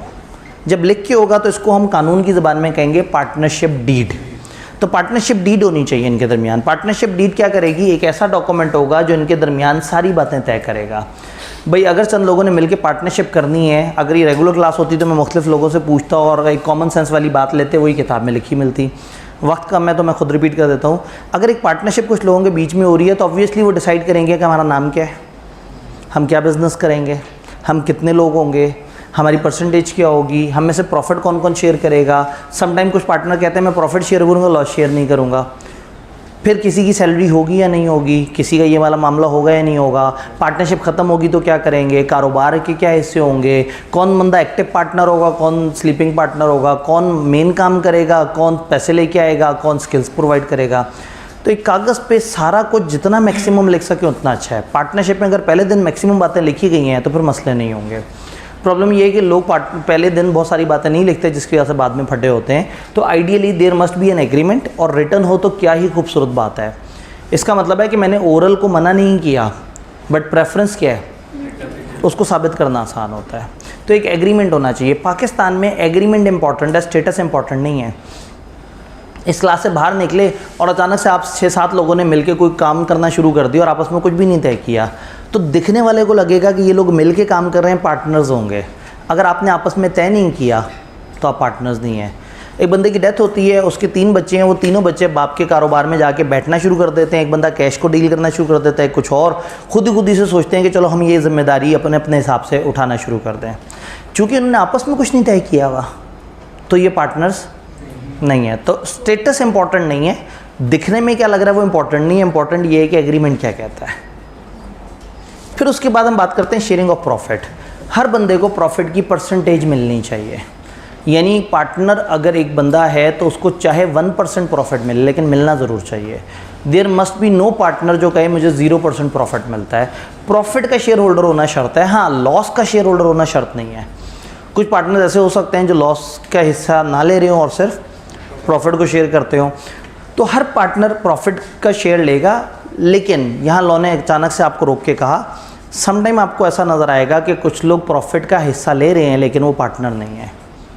हर पार्टनर के लिए ज़रूरी है कि वो प्रॉफिट का हिस्सा ले, लेकिन हर प्रॉफिट का हिस्सा लेने वाला ज़रूरी नहीं है कि पार्टनर भी हो। मैं इसको ऐसे समझाता हूँ कि हो सकता है कि हर 10वें फ्लोर से गिरने वाला शख्स मर जाए, लेकिन हर मरा हुआ शख्स 10वें फ्लोर से नहीं गिरा होगा, वो किसी और वजह से भी हो सकता है। तो हर पार्टनर के लिए ज़रूरी है कि वो प्रॉफिट का हिस्सेदार हो, लेकिन हर प्रॉफिट के हिस्सेदार के लिए ज़रूरी नहीं है पार्टनर हो। सकता है आपने किसी से लोन पकड़ा, उसने कहा हाँ भाई मुझे क्या इंटरेस्ट दोगे, आपने कहा इंटरेस्ट गलत चीज़ है, हम आपको अपने प्रॉफिट का 10% दे दिया करेंगे, तो उसे प्रॉफिट का हिस्सा मिल रहा है, लेकिन वो पार्टनर नहीं है। एक बंदे की डेथ हो गई पार्टनर की, उसकी बेवा आई और आपसे हिस्सा मांगने, तो आपने कहा हम हिस्सा दे देते हैं, या दूसरी ऑप्शन ये है कि तुम आराम से घर बैठो, हम इस बंदे के प्रॉफिट का हिस्सा तुम्हें देते रहेंगे, तुम इसके एसेट्स यहाँ से मत निकालो, वो हमारे लिए बड़े ज़रूरी हैं, हमारे बिज़नेस के लिए ज़रूरी हैं। तो अगर एक विडो ने या एक छोटे बच्चे ने एग्री कर लिया है कि उसको पैसे मिलते रहेंगे, तो प्रॉफिट का हिस्सा तो जा रहे उन्हें, लेकिन वो पार्टनर नहीं है। इसी तरह से किसी एजेंट को आपने प्रॉफिट का हिस्सा तय किया हुआ है, किसी सर्वेंट के साथ तय किया हुआ है, किसी के को कमीशन के तौर पे कहा हुआ है कि तुम हमारा अच्छा बिजनेस चला दो, तुम्हें प्रॉफिट का 2% दे दिया करेंगे। तो हर वो शख्स जिसको आप प्रॉफिट का हिस्सा दे रहे हैं, ज़रूरी नहीं कि वो आपका पार्टनर भी हो। इसमें एक माइनर की एग्जाम्पल भी और एक ट्रांसफरी की भी, लेकिन हम थोड़ा सा आगे जाके देखते हैं। देन उसके बाद चौथी तरफ आते हैं, बिज़नेस होना चाहिए। मैं कोशिश करूँगा मैं स्क्रीन पर मैक्सिमम बात कर दूँ, आगे सिर्फ इंग्लिश देखने वाली रह जाएगी। उनके दरमियान आपस में क्या होना चाहिए? बिज़नेस होना चाहिए, कोई कारोबार होना चाहिए। 20 लोग मिलके एग्री करें और वो समाज सेवा का काम कर रहे हो, दिस इज़ नॉट पार्टनरशिप। सड़क पे ट्रैफिक जैम हो गई है, गाड़ियाँ आपस फंसी हुई हैं, 5-6 लोग गाड़ियों से निकले और सारी गाड़ियों को ठीक करने की कोशिश कर रहे हैं, ये मिलजुल के काम कर रहे हैं, लेकिन ये बिज़नेस नहीं है, तो इसका मतलब ये पार्टनरशिप भी नहीं है। तो एक कॉमन बिज़नेस इनके दरमियान होना चाहिए। क्लियर? इनके दरमियान एक कॉमन बिज़नेस होना चाहिए। अगर 2 लोग अपने अपने हिस्से का बिज़नेस कर रहे हैं, अपने अपने हिस्से पे कर रहे हैं, भाई एक फादर के एसेट्स उसके बच्चों को मिले तो पता लगा कि एक घर है, उस घर का एक फ्लोर एक बच्चे को मिल गया, दूसरा फ्लोर दूसरे बच्चे को मिल गया। इस घर के ये दोनों कंबाइंड मालिक हैं, लेकिन नीचे वाले बच्चे ने अपना घर खुद किराए पे दिया हुआ, ऊपर वाले ने खुद किराए पे दिया हुआ। नीचे वाला अपना खर्चा खुद कर रहा है, ऊपर वाला अपना खर्चा खुद कर रहा है। नीचे वाला अपना प्रॉफिट खुद कमा रहा है, ऊपर वाला अपना प्रॉफिट खुद कमा रहा है। दुनिया देख के कहेगी कि ये घर किराए पे गया है जिससे बच्चों को प्रॉफिट आ रहा है, लेकिन चूँकि बच्चों ने आपस में तय नहीं किया। अगर एक एसेट के आप कॉमन शेयर होल्डर हैं, एसेट जॉइंट ओन कर रहे हैं, तो उससे आने वाली इनकम से खुद ब खुद आप आपस में पार्टनर नहीं बन जाते। ये बात समझ आई? तो अगर एक गाड़ी ली हुई है लोगों ने, दो बंदों ने मिलकर पैसे जोड़े और गाड़ी ली, और गाड़ी 12 घंटे एक बंदे के पास रहती है, 12 घंटे दूसरे के पास रहती है। जिसके पास पहले 12 घंटे रहती है उसने करीम पे चलाई हुई है, जिसके पास अगले 12 घंटे होती है उसने ऊबर पे चलाई हुई है। वो अपने टाइम में प्रॉफिट कमाता है, अपना पेट्रोल डलवाता है, अपना कमाता है। वो अपने टाइम पे अपना पेट्रोल डलवाता है, अपना कमाता है। दिखने में ये मिलजुल के बिजनेस कर रहे हैं, लेकिन ये कंबाइंड बिजनेस नहीं है, ये को ओनरशिप है। ये एक ही गाड़ी के दो हिस्सेदार हैं और हर हिस्सेदार अपने हिस्से का कमा रहा है। हाँ, अगर ये दो किसी दिन बैठें और कहें यार ये क्या मजाक हमने बनाया हुआ है, बैठते हैं एग्रीमेंट करते हैं, ये गाड़ी तुम्हारी मेरी, चलो तुम्हारी मेरी छोड़ते हैं, एक पार्टनरशिप बनाते हैं जिसका नाम है तुम्हारी मेरी, ठीक है? तो तुम्हारी मेरी एक पार्टनरशिप बनी और उस पार्टनरशिप को ये गाड़ी दे देते हैं। ये गाड़ी आधी तुम्हारी आधी मेरी है, तो पार्टनरशिप जो तुम्हारी मेरी नाम से चल रही है उसमें 50% शेयर होल्डर मैं हूँ, 50% तुम हो। ये पार्टनरशिप अपनी गाड़ी किराए पे देगी, उस पर ख़र्चा करेगी, उससे पैसा आएगा। ख़र्चे निकालने के बाद उस पैसे को तुम और मैं हाफ हाफ डिवाइड कर लेंगे। अब बन गई ये पार्टनरशिप, क्योंकि अब ये को ओनरशिप नहीं है, अब उन्होंने वो बिजनेस को दे दिया है। तो पार्टनरशिप को अगर वो गाड़ी मिल गई और पार्टनरशिप कमा रही है और पार्टनरशिप लोगों को हिस्सा दे रही है तो ये बिजनेस है। लेकिन अगर हर बंदा अपने हिस्से से कमा रहा है तो ये को ओनरशिप है। तो हम ये कहते हैं कि यहाँ पे बिजनेस होना चाहिए, कमर्शियल एक्टिविटी होनी चाहिए, नॉट फॉर प्रॉफिट नहीं होना चाहिए और को ओनरशिप नहीं होनी चाहिए। फाइनली म्यूचुअल एजेंसी होनी चाहिए। हर बंदा बाकियों के बिहाफ पे एजेंट हो। हर बंदा एजेंट इस सेंस में है कि वो बाकियों के बिहाफ पे रिप्रेजेंट कर रहा है, और प्रिंसिपल के सेंस में कि उसकी वजह वो दूसरों की वजह से रिस्पॉन्सिबल भी हो रहा है। तो 5 शर्तें ज़रूरी हैं, इसको हम टेस्ट ऑफ पार्टनरशिप भी कहते हैं। दिस कैन हैपन के पेपर में आप जाए एक सवाल आया वो कि ये कुछ लोग हैं मिलके काम कर रहे हैं, बताओ पार्टनर्स हैं या नहीं है। तो आपने एक एक करके निशानियां पूरी करनी है। अगर 3 निशानियां पूरी हो जाएं और 2 ना हो तो आप कहें वो 2 निशानियां पूरी नहीं हो, इसका मतलब ये पार्टनरशिप नहीं है। 4 पूरी हो गई, 5वीं नज़र नहीं आ रही, सवाल में पता नहीं लग रहा, तो आप लिख दें अगर ये 5वीं निशानी होगी तो ये पार्टनरशिप बन जाएंगे, वरना नहीं। पास पेपर, मैं असल में पास पेपर्स की ज़्यादा बात इसलिए नहीं कर रहा कि हमारा ज़्यादा टाइम लगे कॉन्सेप्ट्स की डिस्कशन पे। पास पेपर्स की वीडियो साथ साथ डेली बेसिस पे अपलोड हो रही हैं गूगल ड्राइव के ऊपर। एक दफ़ा ये क्रैश कोर्स अगर पूरा ख़त्म हो जाए इंशाल्लाह ताला तो फिर मैं वो सारी वीडियोस उठा के इसकी प्लेलिस्ट के एंड पे भी डाल दूंगा। लेकिन इस टाइम पे हम चाह रहे हैं कि वो सब मिक्स ना हो, हर बंदा साथ साथ पास पेपर नहीं कर रहा होता, तो पास पेपर को हम ज़्यादा फ्रंट पे नहीं रख रहे। कम से कम आपको ढूंढने में थोड़ी सी दिक्कत हो, शायद इसी बहाने आप किताब खोल के एक दफ़ा खुद कोशिश करके देख लें, और फिर उसके बाद ना हो तो ढूंढते ढूंढाते उस पेपर तक पहुँच जाएँ। ग्रुप में बार बार लिंक आ रहा है गूगल ड्राइव का, उसमें फ़ोल्डर्स हैं, उन फोल्डर्स में से एक फ़ोल्डर के अंदर पास पेपर्स की वीडियोस भी हैं। तो मैं पास पेपर्स की हल्की सी अप्रोच डिस्कस करता हूँ, लेकिन मेनली उसके ऊपर डिस्कशन उन वीडियोस में हुई हुई है। लास्ट सेशन में आईकेप में रिवीजन क्लासेस जो हुई थी उसमें हम लोगों ने वो विद पास पेपर्स किया था, तो वो वीडियो क्लिप्स वहाँ से निकले हुए हैं। तो अगर आपको एकदम से नज़र आए तो आप परेशान ना हो जाएं कि ये क्या चल रहा है, नीचे पट्टी चल रही है आईकेप की और वो उस तरह से करके।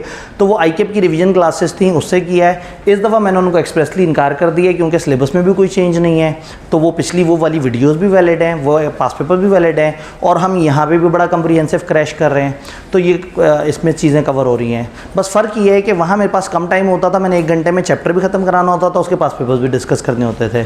यहाँ 1.25 घंटे में हमने वो एक चैप्टर करना होता है या जो भी उस दिन का टारगेट है, तो इसलिए मुझे थोड़ा ज़्यादा मौका मिल रहा है, तो ज़्यादा गहराई में उतर रहा हूँ। तो डिटेल इस वक्त इसमें ज़्यादा है कंटेंट में, लेकिन पास पेपर्स को ऐड ऑन करने के लिए आपको वो वाली वीडियोज़ में से कट कर करके हमने सिर्फ पास पेपर वाला पोर्शन आपको अवेलेबल कर दिया है। तो इंशाल्लाह ताला अल्लाह करे वो आपके काम आए। ये 5 एलिमेंट्स हमने समझ लिए। अब जल्दी जल्दी से देखते हैं। वो कहते हैं एसोसिएशन ऑफ 2 और मोर पर्सन होने चाहिए, सिंगल इंडिविजुअल नहीं हो सकता। अगर एक पे आ गया नंबर तो फिर हम उसको पार्टनरशिप नहीं कहेंगे। Partnership maximum number of members के बारे में कुछ नहीं कहता, लेकिन कंपनी लॉ ने कहा है कि बैंकिंग में 10, बाकियों में 20 और प्रोफेशनल्स के केस में 20 से ऊपर जा सकते हैं। तो हम ये कहते हैं अगर टोटल पार्टनर मैक्सिमम नंबर से बढ़ जाएँ तो ये एक इलीगल एसोसिएशन बन जाएगी, ये पार्टनरशिप नहीं है। ज़बानी बातें हुई हुई हैं, अब जल्दी जल्दी से हमने देखना है। एग्रीमेंट होना चाहिए, एक्सप्रेस या इम्प्लाइड भी हो सकता है। रिटर्न एग्रीमेंट को पार्टनरशिप डीड कहते हैं। पाकिस्तान में पार्टनरशिप कॉन्ट्रैक्ट से होती है, स्टेटस से नहीं होती। जैसे जॉइंट फैमिली बिजनेस या इस तरह की किसी चीज़ को हम खुद ही पार्टनरशिप नहीं कहेंगे जब तक उन्होंने आपस में एग्री ना किया हो। पार्टनरशिप डीड में यूजुअली ये बातें होती हैं, नेम, प्लेस, डिफरेंट प्लेसेस जहाँ काम होना है, किस डेट पे लोग आए, कितने पार्टनर्स हैं, इस तरह की बातें लिखी हैं। इस लिस्ट को याद करने की ज़रूरत नहीं है, ये आप खुद से लिख सकते हैं क्योंकि ये लॉ की एक्सप्रेस लिस्ट नहीं है। उन्होंने कहा पार्टनरशिप डीड में कुछ भी हो सकता है, आप अपनी तरफ से भी 6 बात लिख देंगे, चल जाएगा काम। अगर पार्टनरशिप में एक रिटन एग्रीमेंट नहीं है तो फिर पार्टनरशिप का जो कानून है हम उसको फॉलो करेंगे। अगर डीड में उन्होंने लिखा है कि ये काम ऐसे होगा तो वैसे होगा, कुछ नहीं लिखा तो जो कॉमन रूल्स हैं पार्टनरशिप के वो अप्लाई हो जाएंगे। Then carrying on business, partners business carry on कर रहे हो। अगर कोई बिजनेस नहीं है तो there is no question of partnership. अगर कोई चैरिटेबल काम कर रहे हैं तो पार्टनर्स नहीं कहलाएंगे। शेयरिंग ऑफ प्रॉफिट, शेयर करें, इक्वली भी कर सकते हैं या किसी भी रेशो में कर सकते हैं, लेकिन नेसेसरी नहीं है कि वो लॉस भी शेयर करें। प्रॉफिट शेयरिंग का अरेंजमेंट होना चाहिए। म्यूचुअल एजेंसी, हर पार्टनर एजेंट भी और प्रिंसिपल भी है। एजेंट इस सेंस में कि वो अदर पार्टनर्स को बाउंड कर देता है, और प्रिंसिपल इस सेंस में कि वो बाकियों के एक्ट से बाउंड हो जाता है। देन इंपॉर्टेंट फीचर्स पार्टनरशिप के दिए हुए हैं, इस पे मैं थोड़ा सा आगे चल के कोशिश करूंगा कि डिस्कशन हो, चूँकि मैं नहीं समझता कि इस जगह पे ये डिस्कशन अचानक से कोई वैल्यू ऐड करती है या अचानक से उसको कंपनियों के साथ डिफरेंस बताना शुरू कर देते हैं, जो कि हम लोगों ने अभी कंपनी का स्ट्रक्चर उस तरह से नहीं पढ़ा हुआ।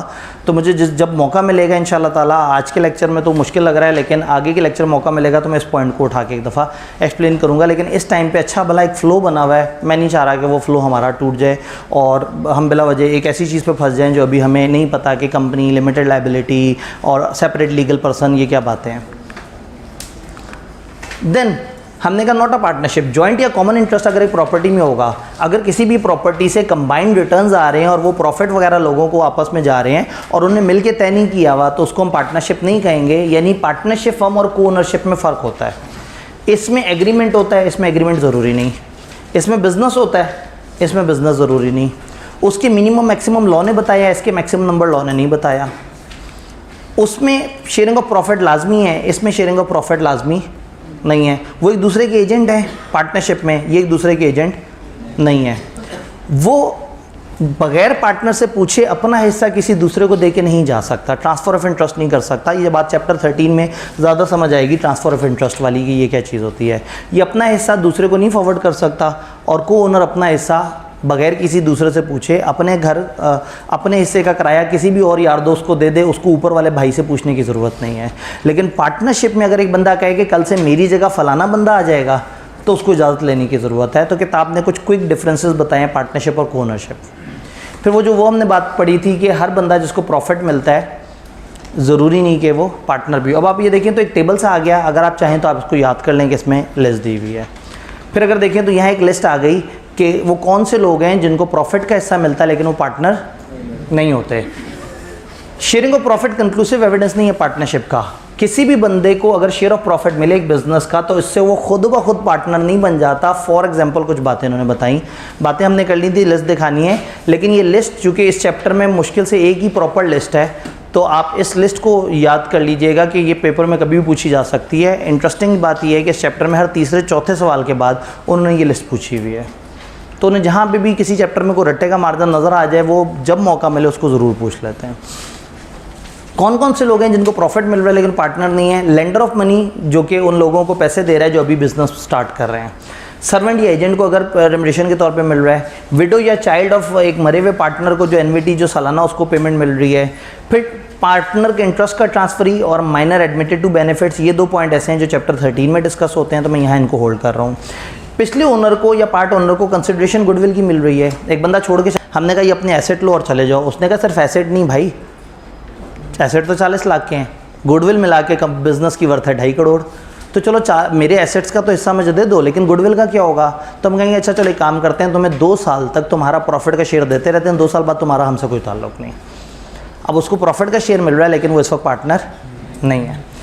किताब को लगा कि मैं एक नई बात करने जा रही हूँ। उन्होंने कहा बैंकिंग कंपनी अगर लोन दे और लोन देने के बाद आपसे उस लोन के एवज प्रॉफिट का हिस्सा मांगे आपके, तो ये चीज़ अलाउड है, लेकिन उससे वो बैंक पार्टनर नहीं बन जाएगा। तो ये बात लिखने की ज़रूरत नहीं थी क्योंकि उन्होंने ये वाली बात ऑलरेडी लिखी हुई थी, लेंडर वाली बात। बट उन्हें याद आया कि उन्होंने कहा जी पार्टनरशिप एक्ट उस वाली सिचुएशन को मना नहीं करता। ये तो हो गई हमारी कोर डिस्कशन अबाउट पार्टनरशिप किसे कहते हैं, पार्टनरशिप के एसेंशियल एलिमेंट्स क्या हैं, what is test of partnership. अब दो इख्तितामी टॉपिक्स आ गए हैं कि पार्टनरशिप की कितनी किस्में और पार्टनर्स की कितनी किस्में हैं। पार्टनरशिप की अगर हम बात करें तो पार्टनरशिप की दो मेजर किस्में हैं।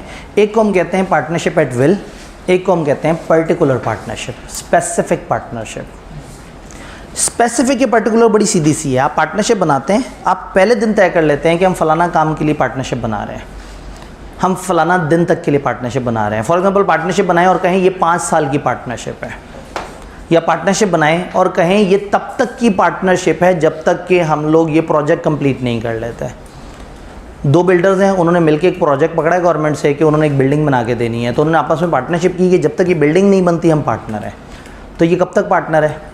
जब तक बिल्डिंग नहीं बनती। तो अगर पार्टनरशिप स्टार्ट करते हुए आप कोई टाइम बता दें, कोई इवेंट बता दें, कोई प्रोजेक्ट बता दें, कोई इस तरह से स्पेसिफाई कर दें कि ये किस वक्त, किस टाइम, किस मकसद के लिए है, तो ये बन जाएगी पर्टिकुलर या स्पेसिफिक पार्टनरशिप। और अगर पार्टनरशिप बनाते हुए आप कोई टाइम ना बताएं, कोई पर्पज़ ना बताएं, 5 दोस्त मिलके इकट्ठे हुए हैं पार्टनरशिप, अब इसमें इनमें से कोई सोच ही नहीं रहा कि ख़त्म कैसे होगी, सब खुश हैं, सब बहुत एक्साइटेड हैं, तो एक ऐसी पार्टनरशिप जिसमें आप तय ना करें कि कैसे ख़त्म होगी, तय ना करें कि कितने टाइम के लिए होगी, तय ना करें कि इसका क्या पर्पज़ होगा, यानी कि आपने अगर ये कोई प्रोजेक्ट का इख्तिताम उसके साथ मुंसलिक नहीं किया हुआ, तो फिर ये पार्टनरशिप कहलाएगी एट विल। ये पार्टनरशिप शायद 70 साल चलती रहे और शायद तीसरे दिन ही एक बंदा का यार मज़ा नहीं आ रहा, ख़त्म कर देते हैं पार्टनरशिप। जिस भी दिन एक भी बंदे ने नोटिस दे दिया ना, पार्टनरशिप ख़त्म हो जाएगी। कोई बंदा चलते चलते अचानक से कहे पार्टनरशिप ख़त्म करें, उसको हम ये नहीं कहेंगे तुमने ब्रीच की है, तुम डैमेजेस दो, तुमने हमारा नुकसान करा दिया। लेकिन वो जो 5 साल के लिए पार्टनरशिप बनी थी, हर बंदा 5 साल की नीयत से आया था, जो तीसरे साल छोड़ के जा रहा होगा उसको कहेंगे डैमेजेस दो। जो प्रोजेक्ट के लिए आपने पार्टनरशिप बनाई थी, प्रोजेक्ट पूरा होने से पहले जो छोड़ के जा रहा होगा, आप कहेंगे जी आप हमें डैमेजेस दो। तो पार्टनरशिप किसी ख़ास पर्पस, टाइम वगैरह के लिए बन जाए तो वो स्पेसिफिक है, और अगर बगैर किसी पर्पस, टाइम या इस तरह की चीज़ें हो, पर्पस हो लेकिन पर्पस के क्लोज होने का टाइम कोई ना हो, तो ये एट विल बन जाएगी। एट विल नोटिस देने से ख़त्म हो जाती है, जिस दिन नोटिस दें उसी दिन ख़त्म हो जाती है। सम टाइम नोटिस में लिखा होता है आज से 10 दिन बाद पार्टनरशिप ख़त्म, तो अगर लिखा है तो 10 दिन बाद ख़त्म हो जाएगी। अगर पर्टिकुलर पार्टनरशिप का टाइम पूरा हो गया और वो फिर भी चलते जा रहे हैं, तो इसका मतलब है वो पार्टनरशिप पर्टिकुलर नहीं रही, वो एट विल बन गई है। और अगर एट विल वाले डिफ़ाइन करें मिल के आपस में कि हम लोग जिस दिन सारे इकट्ठे होकर कहेंगे कि पार्टनरशिप बंद कर दो, उस दिन पार्टनरशिप बंद होगी, तो इसका मतलब है कि इन्होंने एक इवेंट डिफ़ाइन कर लिया, तो ये बन गए पर्टिकुलर पार्टनरशिप। तो दोनों को थोड़ा तेज़ी से देख लेते हैं। पार्टनरशिप एट विल क्या है? Where no provision is made between partner for duration of partnership. Partnership की मुद्दत नहीं तय की हुई, कोई प्रोविज़न नहीं है कि पार्टनरशिप कब ख़त्म होगी। कोई भी पार्टनर फ्री है कि वो फर्म डिसॉल्व कर सकता है by giving a notice in writing. जो नोटिस दे देगा फर्म बंद हो जाएगी। फर्म उस दिन बंद हो जाएगी जो नोटिस में लिखा है, और अगर नोटिस में कुछ नहीं लिखा तो जिस दिन नोटिस कम्युनिकेट हुआ है उस दिन फर्म बंद हो जाएगी। अगर एग्रीमेंट में लिखा हो कि पार्टनरशिप सिर्फ तभी डिसॉल्व होगी जब सारे इकट्ठे होकर माने, तो ये एक इवेंट है, ये एट विल नहीं है। एट विल होती है हर बंदे की मर्जी। तो जब कहा ना सब सारे इकट्ठे होकर करेंगे, तो ये बन जाएगी particular partnership. Done. Particular partnership क्या होती है? जहां एक पर्पस है या कोई स्पेसिफिक टाइम पीरियड है। ऐसी पार्टनरशिप तब खत्म होगी जब वेंचर खत्म होगा या वो टाइम पीरियड एक्सपायर हो जाएगा। अगर ये डिसाइड करते हैं कि हम फिर भी कंटिन्यू करते रहेंगे, तो इसका मतलब है अब ये कौन सी वाली बन गई? एट विल बन गई जी। जी, अब अगर दोबारा से वो मिल के तय करते हैं कि चलो जी अब तो हम चला रहे हैं, काम करते हैं, अब दोबारा ना हम फलाना नए प्रोजेक्ट के लिए करते हैं। कोई काम शुरू करने में मसला नहीं है, लेकिन मसला तब है जब आप एक डेडलाइन डिफाइन कर दें कि ये प्रोजेक्ट ख़त्म होने पे हम भी ख़त्म हो जाएंगे। तो एट विल में भी बिज़नेस होता है, इसमें भी बिज़नेस होता है, लेकिन इसमें बिज़नेस के साथ लिंक नहीं होता। इसमें होता है कि जब ये बिज़नेस इस लेवल पे पहुंच गया तो हम ख़त्म कर देंगे। दोनों का फ़र्क समझ आ रहा है? देन पार्टनरशिप का लॉ पार्टनर्स की किस्मों पे बात करता है। आपके पास तरतीब हो सकता है थोड़ी ऊपर नीचे हो, लेकिन ये डिस्कशन करके एक दफ़ा समझते हैं पार्टनर्स की किस्में कितनी तरह की हैं। पार्टनर्स कई तरह के होते हैं। एक होता है एक्चुअल या दिखने वाला, नज़र आने वाला पार्टनर, ऑस्टेंसिबल पार्टनर।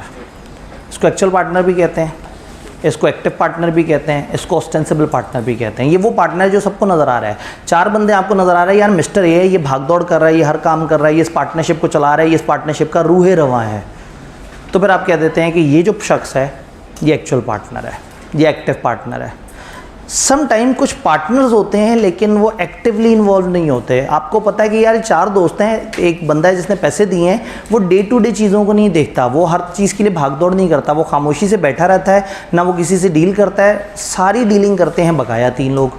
तो बाकी 3 लोग एक्चुअल पार्टनर्स हैं या ऑस्टेंसिबल पार्टनर हैं, और वो एक बंदा जो खामोश है, सबको पता है कि हमारा पार्टनर है लेकिन खामोश है, उसको हम कहते हैं silent partner. Silent partner day to day affairs में इन्वॉल्व नहीं होता कंपनी के। अक्सर एक इन्वेस्टर होता है जो पैसे दे के कहता है भाई मुझे मत बुलाना, मैं कंपनी की हर मामले को नहीं देखूंगा। समटाइम इसे पता भी नहीं होता, ये इन्वेस्टर होता है, इसे नहीं पता होता कि वो बिज़नेस कैसे चलेगा। फ़र्ज़ करें 3 FSA की टीचर हैं, वो मिलके एक ट्यूशन सेंटर खोलना चाहते हैं और पैसे नहीं है, पैसे दे दिए उनके चौथे दोस्त ने। उस दोस्त ने कहा पैसे मैं देता हूँ, हम चारों पार्टनरशिप बनाते हैं, मैं मौजूद हूँगा, मैं पार्टनर हूँगा, लेकिन मैं काम नहीं करूँगा, मुझे नहीं पता ट्यूशन सेंटर कैसे चलता है, तुम 3 चलाना। तो पार्टनर है, मौजूद है, सबको पता है, लेकिन काम नहीं कर रहा, ये कहलाएगा साइलेंट पार्टनर। इसी की एक एडवांस फॉर्म होती है स्लीपिंग पार्टनर। पार्टनर होता है, मौजूद होता है, लेकिन लोगों को नहीं पता होता। यानी सब समझेंगे कि ट्यूशन सेंटर ये 3 टीचर्स चला रहे हैं FSC का ट्यूशन सेंटर, जबकि एक चौथा शख्स होता है जिसने शायद पैसे दिए होते हैं और वो दुनिया के सामने ही नहीं आया होता। तो स्लीपिंग और साइलेंट में फ़र्क है। स्लीपिंग की एग्जिस्टेंस भी नहीं लोगों को पता होती, और साइलेंट की एग्जिस्टेंस पता होती है और सबको पता होता है कि ये बंदा काम नहीं करता। स्लीपिंग हो सकता है बैक डोर पे इनसे मुलाकातें करके इनको कहता हो ये ऐसे कर लो, ऐसे कर लो, लेकिन दुनिया के सामने ना वो नज़र आता है, ना दुनिया के सामने बिजनेस अफेयर्स को डील करता है। साइलेंट वाला दुनिया को नज़र आता है लेकिन वो बिजनेस अफेयर्स को डील नहीं करता। तो ये दोनों वो पार्टनर्स हैं जो एक्टिव नहीं है। तो किताब से अगर जल्दी से इन तीनों पार्टनर्स को देख लें तो एक्चुअल ऑस्टेंसिबल पार्टनर जो एक्टिवली इन्वॉल्व है कंडक्ट ऑफ बिजनेस में, ये एजेंट है फॉर ऑल अदर पार्टनर्स, और ये अपने एक्ट से अपने आप को और अपने फर्म को बाइंड कर सकता है। साइलेंट पार्टनर कौन है? जो एग्रीमेंट के तहत कहते हैं कि हमारी कोई वॉइस नहीं होगी मैनेजमेंट में, हम कुछ काम नहीं करेंगे, सब कुछ वही है, प्रॉफिट भी शेयर करेंगे, लॉस भी अगर तय हुआ है तो शेयर करेंगे, लाइबल होंगे डेट्स ऑफ द फर्म के लिए, लेकिन साइलेंट होंगे, कुछ एक्टिवली इन्वॉल्व नहीं होंगे। ये एक्टिवली इन्वॉल्व होगा। स्लीपिंग इससे आगे है, थर्ड पर्सन को इसके बारे में नहीं पता जो फर्म से डील कर रहे हैं, मे और may not take active part in conduct of business. Business में हिस्सा लेना चाहे तो ले ले, लेकिन बैकडोर से, ना हिस्सा लेना चाहे तो भी नहीं। लेकिन दुनिया को ना इसकी एग्जिस्टेंस पता है कि ये पार्टनर है और ना ये काम करता नज़र आ रहा है। इक्वली लाइबल है बाकी सारे पार्टनर्स की तरह, उसी तरह से शेयर करेगा, उसी तरह से सारे काम हैं, लेकिन जब ये छोड़ के जाएगा तो इसको नोटिस देने की ज़रूरत नहीं है पब्लिक को, क्योंकि दुनिया को तो इसके बारे में पता ही नहीं है। तो साइलेंट और स्लीपिंग का फ़र्क समझ आना ज़रूरी है। क्या ये बात समझ आ रही है? दोनों वो पार्टनर हैं जो एक्टिवली इन्वॉल्व नहीं है। एक दुनिया को नज़र आ रहा है, साइलेंट है, कि नज़र आ रहा है कि ये 6 लोग हैं, मैं कहूँ भाई वो सामने जो 6 बच्चे बैठे होते हैं उनमें से 4 तो बड़ा एक्टिवली इन्वॉल्व होते हैं सवाल जवाब में, 2 बच्चे साइलेंट रहते हैं, तो ये साइलेंट है। स्लीपिंग ये है कि एक बच्चा मौजूद ही ना हो, वो घर सो रहा हो, तो मैं ये कहूँगा ही नहीं कि 6 का ग्रुप है। वो अगेन एक बच्चे ने बड़ी सी एग्जांपल दी, ऑनलाइन स्टूडेंट स्लीपिंग स्टूडेंट है, भाईजान जागो, हेलो उठो, वो जमाइयाँ आ रही हैं ऑनलाइन वाले को। तो जो ऑनलाइन वाले हैं वो स्लीपिंग है, हमें उनकी एग्जिस्टेंस भी नहीं पता, मुझे पता भी नहीं कि वो कितने लोग हैं, वो किस टाइम पे किस तरह से हमारे लेक्चर को वॉच कर रहे हैं। तो स्लीपिंग इज़ जिसकी एग्जिस्टेंस नहीं नज़र आ रही, साइलेंट जिसकी एग्जिस्टेंस नज़र आ रही है लेकिन वो डे टू डे अफेयर्स में इन्वॉल्व नहीं है। और एक्चुअल ऑस्टेंसिबल या एक्टिव पार्टनर कैसे कहेंगे? जो चलता फिरता नज़र आ रहा है, काम कर रहा है और दुनिया को पता है कि ये मेन पार्टनर है। उसके अलावा जल्दी जल्दी से कुछ और बातें देखते हैं। पार्टनर इन प्रॉफिट ओनली, कुछ ऐसे पार्टनर होते हैं जो सिर्फ प्रॉफिट के हिस्सेदार होते हैं, लॉस के हिस्सेदार नहीं होते। हमने बात तय की थी कि there can be a situation कि पार्टनर सिर्फ प्रॉफिट शेयर करे और लॉस शेयर ना करे। देन एक कॉन्सेप्ट होता है पार्टनर बाय स्टॉपर और होल्डिंग आउट, इसको वही कैरी फॉरवर्ड इसके साथ लिख दें जो आपने उन 2 पॉइंट्स के आगे लिखा था। ये चैप्टर 13 के साथ कवर होगा, ये यहाँ पे समझाने बैठेंगे तो मुश्किल होगा, वहाँ इसका एक पूरा यूनिट है जहाँ इसको अलग से समझते हैं। फिर रह गए ये 2 पार्टनर, सब पार्टनर और नॉमिनल पार्टनर। सब पार्टनर, एक पार्टनर एक और पार्टनर को अपने साथ ले आया अपने तौर पे। एक पार्टनरशिप थी, ए ने जो है वो कुर्सियाँ बनानी होती हैं और बी ने लकड़ी ला के देनी होती है। बी हर दिन जाता था, लकड़ी लेके आता था, काफ़ी थक जाता था, लेकिन वो इसलिए काम करता था कि उसे 50% शेयर मिल रहा था बिजनेस में। बी ने क्या किया, एक और अपने दोस्त से कहा यार तुम मेरे साथ पार्टनरशिप कर लो, तुम मुझे लकड़ियाँ ला के दे दिया करो, मैं तुम्हें फ़लाना बिजनेस का 25% हिस्सा दे दूँगा। वो बड़ा खुश हो गया, उसने जनाब इसके साथ तय किया। तो इसके हिस्से का काम कौन कर रहा है? वो शख्स, या वो शख्स इसकी काम में मदद कर रहा है? किसकी? बी की। पार्टनर्स कौन है? ए और बी। ए एक काम करता है, बी एक काम करता है, इन दोनों को पता है बस हम दो पार्टनर हैं, लेकिन बी को खुफिया पता है कि बी का अपना एक लोकल पार्टनर भी है, बी ने खुद ही एक और बंदे के साथ पार्टनरशिप की हुई है, ए को नहीं पता उसका। तो जो बी का अपना पार्टनर है ये सब पार्टनर कहलाएगा। पार्टनर का पार्टनर क्या कहलाएगा? सब पार्टनर कहलाएगा। पार्टनरशिप की कोई जिम्मेदारी इससे नहीं है, ना इसका पार्टनरशिप से ताल्लुक है, ना पार्टनरशिप का इससे ताल्लुक है, ये असल में पार्टनर नहीं है, ये सब पार्टनर है। पार्टनर का पार्टनर, ये बात समझ आ रही है? तो हम इसको पार्टनर कंसिडर नहीं करेंगे। तो हम ये कहते हैं कि प्रॉफिट और सब पार्टनर की बात करें, partner may agree that partner shall get a share of profit only and he shall not be liable to contribute towards the losses. वो सिर्फ प्रॉफिट में हिस्सेदार होगा, लॉसेस में नहीं होगा, लेकिन थर्ड पार्टीज़ के लिए वो लायबल है सारे डेट्स के लिए। यानी कि वो दुनिया की नज़र में तो लायबल है, लेकिन आपस में उन्होंने तय किया हुआ है कि तुम सिर्फ प्रॉफिट लोगे, लॉस नहीं लोगे। सब पार्टनर के जब एक पार्टनर एग्री करे कि वो अपना प्रॉफिट किसी स्ट्रेंजर के साथ तय करेगा, सब पार्टनर फर्म के साथ कनेक्टेड नहीं है और ना वो अपने आप को पार्टनर कह सकता है, ना उसके फर्म के अगेंस्ट राइट है, ना फर्म के उसके अगेंस्ट कोई राइट है। फर्म उसे पहचानती नहीं है। फर्म कहती है मिस्टर बी ने लकड़ियाँ ला के दी, मिस्टर बी ने मिस्टर सी से लकड़ियाँ मांगी, डी से लकड़ियाँ मांगी, वो उनका अपना मसला है। इन्वेस्टर भी कई दफ़ा ऐसा करता है। आप एक बंदे को कहते हैं तुम 1 करोड़ लेके आओ, तुम 50% के पार्टनर बन जाओगे, वो 1 करोड़ के में 60 लाख खुद लेके आता है, 40 लाख किसी और से पकड़ के देता है। वो खुद ही अपने प्रॉफिट के हिस्से में से उसको पे कर रहा होता है। पार्टनरशिप ये मानती है कि मिस्टर ए 1 करोड़ लेके आए हैं। तो पॉइंट ये है कि सब पार्टनर में पार्टनर का एक पार्टनर होता है। देन लास्ट टाइप का पार्टनर, जल्दी से इसको देख लेते हैं, नॉमिनल पार्टनर। नॉमिनल का मतलब होता है थोड़ा सा। नॉमिनल का मतलब है जो बाकायदा प्रॉपर आपको पार्टनर के तौर पे ना नज़र आ रहा हो। सम टाइम एक शख्स ना आपको पैसे देता है, ना डे टू डे अफेयर्स में सामने आके काम कर रहा होता है, ना किसी किस्म का कैपिटल कंट्रीब्यूट करता है, ना प्रॉफिट कमाने में कोई मदद करता है। वो आपको देता है सिर्फ अपना नाम, लेकिन उसका नाम इस्तेमाल करने से आपको बिज़नेस में कोई सहूलत मिल जाती है। उस सहूलत की एवज़ आप उसको थोड़े से पैसे दे देते हैं। फॉर एग्ज़ाम्पल एक पार्टनरशिप फर्म हो और वो पार्टनरशिप फर्म जो है वो एक बिज़नेस करे, वो फ़र्ज़ करें एक साबुन बनाते हो। अब वो साबुन उनका नहीं बिकेगा क्योंकि वो एक ब्रांडेड कंपनी नहीं है, तो वो क्या करते हैं, किसी सेलिब्रिटी से बात करते हैं कि जी आप हमारे साबुन के ऐड में आएँ और आप जो है वो साबुन को पकड़ के गए, क्या ही खुशबूदार महकात देने वाला साबुन है और क्या ज़बरदस्त ब्रांड का साबुन है। तो एक अननोन साबुन की निस्बत हमारे साबुन की वर्थ बढ़ जाएगी, हमारे बिज़नेस में लोग आएंगे, चूँकि आपको लोग जानते हैं कि आप जो है वो एक सेलिब्रिटी हैं और आप ब्रांड एम्बेसडर हैं। तो हो सकता है वो किसी सेलिब्रिटी से इस तरह से बात कर लें कि आपने हमारे ब्रांड को प्रमोट करना है, आपने अपना नाम देना है और आपने कहना है कि मैंने ही अपनी एक साबुन की कंपनी बनाई है, तो आएँ और हमारी कंपनी से साबुन ख़रीदें या हमारी पार्टनरशिप से। अब उस पार्टनरशिप में वो है 2% का पार्टनर और ना ही उसने पैसे ला के देने हैं, ना ही उसने बिज़नेस चलाना है, लेकिन चूँकि उसका नाम इस्तेमाल हो रहा है, दुनिया कहेगी अरे इनका बिज़नेस है, चलो ये वाला साबुन ख़रीदते हैं। तो कहने का मतलब ये है कि सम टाइम एक बंदा अपना नाम देता है। फार्मेसी के बिज़नेस में बड़ा कॉमन है कि फार्मेसी का बिज़नेस करने के लिए 2 तरह के लोग चाहिए होते हैं, एक जिसके पास पैसे हो और एक जिसके पास डिग्री हो। चूँकि फार्मेसी का बिज़नेस आप कोई भी दुकान फार्मेसी की तब शुरू कर सकते हैं जब आपने फार्मेसी की तालीम हासिल की हो। अगर आपने फार्मेसी की तालीम हासिल की हो तो पैसे नहीं होते आपके पास, आप तालीम हासिल इसलिए कर रहे हैं ताकि पैसे कमा सकें, और जिसके पास पैसे होते हैं उसके पास तालीम नहीं होती, ये अजीब हिसाब किताब है। तो पैसे वाला बिज़नेस शुरू करता है, तालीम उसके पास नहीं होती, तो फिर वो तालीम वाले बंदे के पास आके कहता है देखो तुमने डिग्री लेके क्या कर लिया। वो भी शर्मिंदा होकर कहता है हाँ जी मेरी डिग्री से तो कुछ नहीं हुआ। तो मैं तुम्हें बताता हूँ तुम्हारी डिग्री का एक फ़ायदा है, तो मेरे पार्टनर बन जाओ, मैं तुम्हें प्रॉफिट का 2% दे दिया करूँगा। उसने कहा मुझे क्या करना होगा? उसने कहा कुछ नहीं करना होगा। याद है समटाइम कुछ ना करने के पैसे मिलते हैं। उसने कहा तुमने कुछ नहीं करना, ठीक है, अब तुमने कुछ नहीं करना। उसने कहा फिर भी मेरी क्या जिम्मेदारी है? उसने कहा तुम्हारी जिम्मेदारी है कि अपनी एक प्यारी सी तस्वीर मुझे दे देना। वो तस्वीर पकड़ेगा, एक तख्ती पे लगाएगा और उस पे हार तख्ती पे एक तस्वीर लगाएगा और तस्वीर के नीचे लिख देगा कि ये दुकान ये फार्मासिस्ट के नाम पे रजिस्टर है, ये मालिक है यहाँ के। उसके नाम से वो लाइसेंस ले लेगा फार्मेसी का और सबको पता होगा कि ये इन साहब की दुकान है। वो साहब जो कभी नज़र भी नहीं आए, वो साहब जो गायब हैं, सारा काम करेगा सेठ, सारे पैसे सेठ लगाएगा, सारा बिज़नेस वो चलाएगा। ये साहब दुकान पे कभी तशरीफ़ भी नहीं लेके आएंगे और लाने की कोशिश करेंगे तो सेठ कहेगा भाईजान आप सुकून से घर में बैठे हैं। तो ये पार्टनर है, दुनिया की नज़र में पार्टनर है। उस फार्मेसी ने कुछ गड़बड़ की, सबसे पहले तस्वीर वाले बंदे को पकड़ा जाएगा। तो ये प्रॉफिट इसी चीज़ का ले रहा है कि इसने अपना नाम दिया है, तो ये एक रिस्क ले रहा है। तो ये 2% का यानी कि थोड़ा सा प्रॉफिट का पार्टनर है। तो नॉमिनल पार्टनर कहते हैं एक ऐसे शख्स को जो कोई कैपिटल या प्रॉफिट में किसी भी किस्म का शेयर कंट्रीब्यूट नहीं करता, किसी भी किस्म की मदद नहीं करता प्रॉफिट कमाने में, लेकिन अपना नाम देता है फर्म को। बाकी पार्टनर्स की तरह लाइबल होगा आउटसाइडर को सारे डेट्स के लिए, क्योंकि दुनिया तो इसे पार्टनर मानती है ना।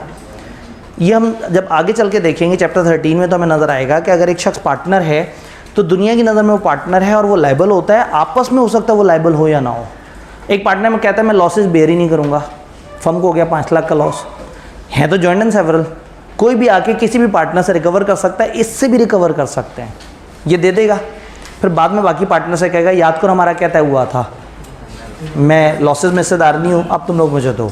तो दुनिया की नज़र में जॉइंट एंड सेवरल है, दुनिया की नज़र में हर वो शख्स, ये जितने भी आज हमने पढ़े ना इसमें सिर्फ सब पार्टनर ऐसा पार्टनर है जो पार्टनर नहीं है, बाकी सारे पार्टनर हैं और वो उसी तरह से ज़िम्मेदार हैं। ठीक है, किताबें बड़ी तेज़ी से पलटने की आवाज़ आ रही है, ऐसा लग रहा है जैसे किताबें बंद करने के बारे में आप सोच रहे हैं। आपको ऐसा क्यों लगता है कि हमारे इरादे मुतज़लज़ल हो चुके हैं या हम डगमगा गए हैं या किसी भी किस्म की लर्जिश आपको नज़र आ रही है? एवं खुद ही सी जज्बाती। हम 5 मिनट तो अगली क्लास का टाइम आज ले सकते हैं ना, आज तो हम इखलाकी तौर पे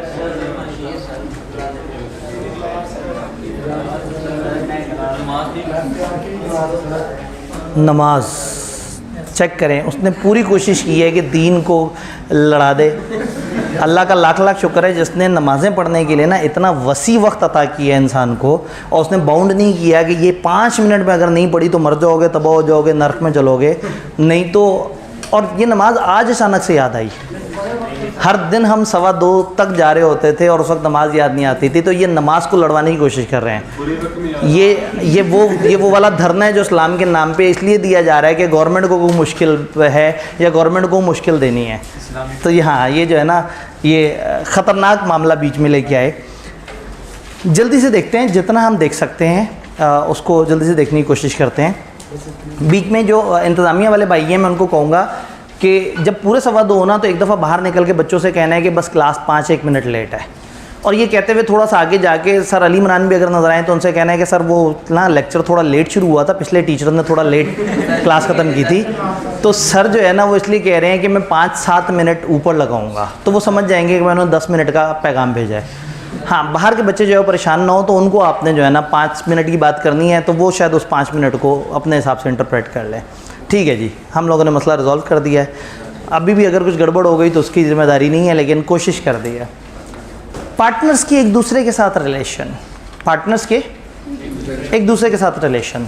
अब जो पार्टनर्स के एक दूसरे के साथ रिलेशन है, इंतहाई कॉमन सेंस वाला चैप्टर है और इस चैप्टर का मैक्सिमम पोर्शन बहुत ही तेज़ी से क्विकली कवर हो जाता है। सीधी सी बात है, पार्टनर्स के एक दूसरे से क्या रिलेशन है? वो ईमानदारी से काम करेंगे, गड़बड़ नहीं करेंगे, हर किसी को उसका हिस्सा प्रॉपर देंगे, मिलजुल के काम करेंगे, कहीं एक दूसरे के साथ बेईमानी नहीं करेंगे, चालबाजी नहीं करेंगे, जो मशवरा देना चाहता है उसका मशवरा सुनेंगे, जो अकाउंट्स देखना चाहता है उसको अकाउंट्स देखने की इजाज़त देंगे, हर बंदे को प्रॉफिट का हिस्सा सही से दिया जाएगा, उसके एसेट्स का हिस्सा सही से दिया जाएगा, वो छोड़ के जा रहा होगा तो उसके साथ जुल्म नहीं करेंगे, वो बीच में आ रहा होगा कोई नया बंदा तो जुल्म नहीं करेंगे। तो पार्टनरशिप में आपस में राइट्स ये हैं कि एक दूसरे को तंग नहीं करेंगे, एक दूसरे के साथ बड़ा अच्छा चलेंगे। अभी इतनी कॉमन सेंस वाली बातें, ये तो हैं जनरल बातें।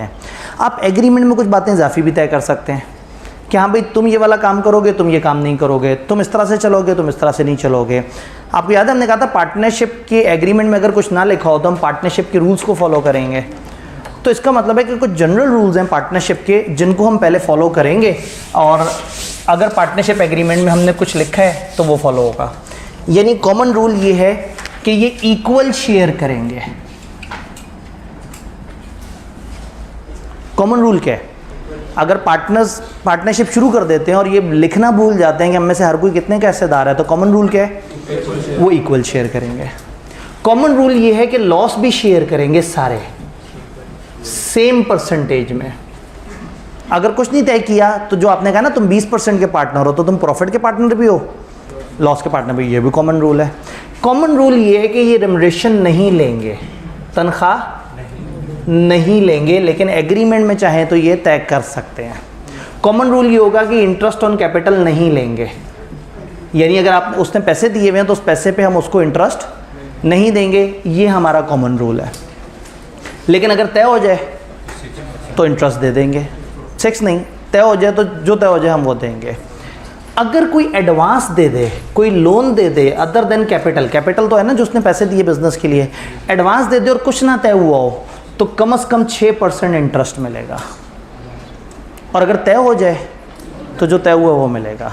यानी कि कुछ कॉमन बातें हैं कि अगर आपस में तय कर लिया जाए, अगर कुछ नहीं तय हुआ तो पार्टनर्स के राइट हमेशा सेम रहेंगे, चाहे पार्टनरशिप नई तरह की बन जाए चाहे पुरानी तरह की। विल बन जाए पर्टिकुलर बन जाए विल।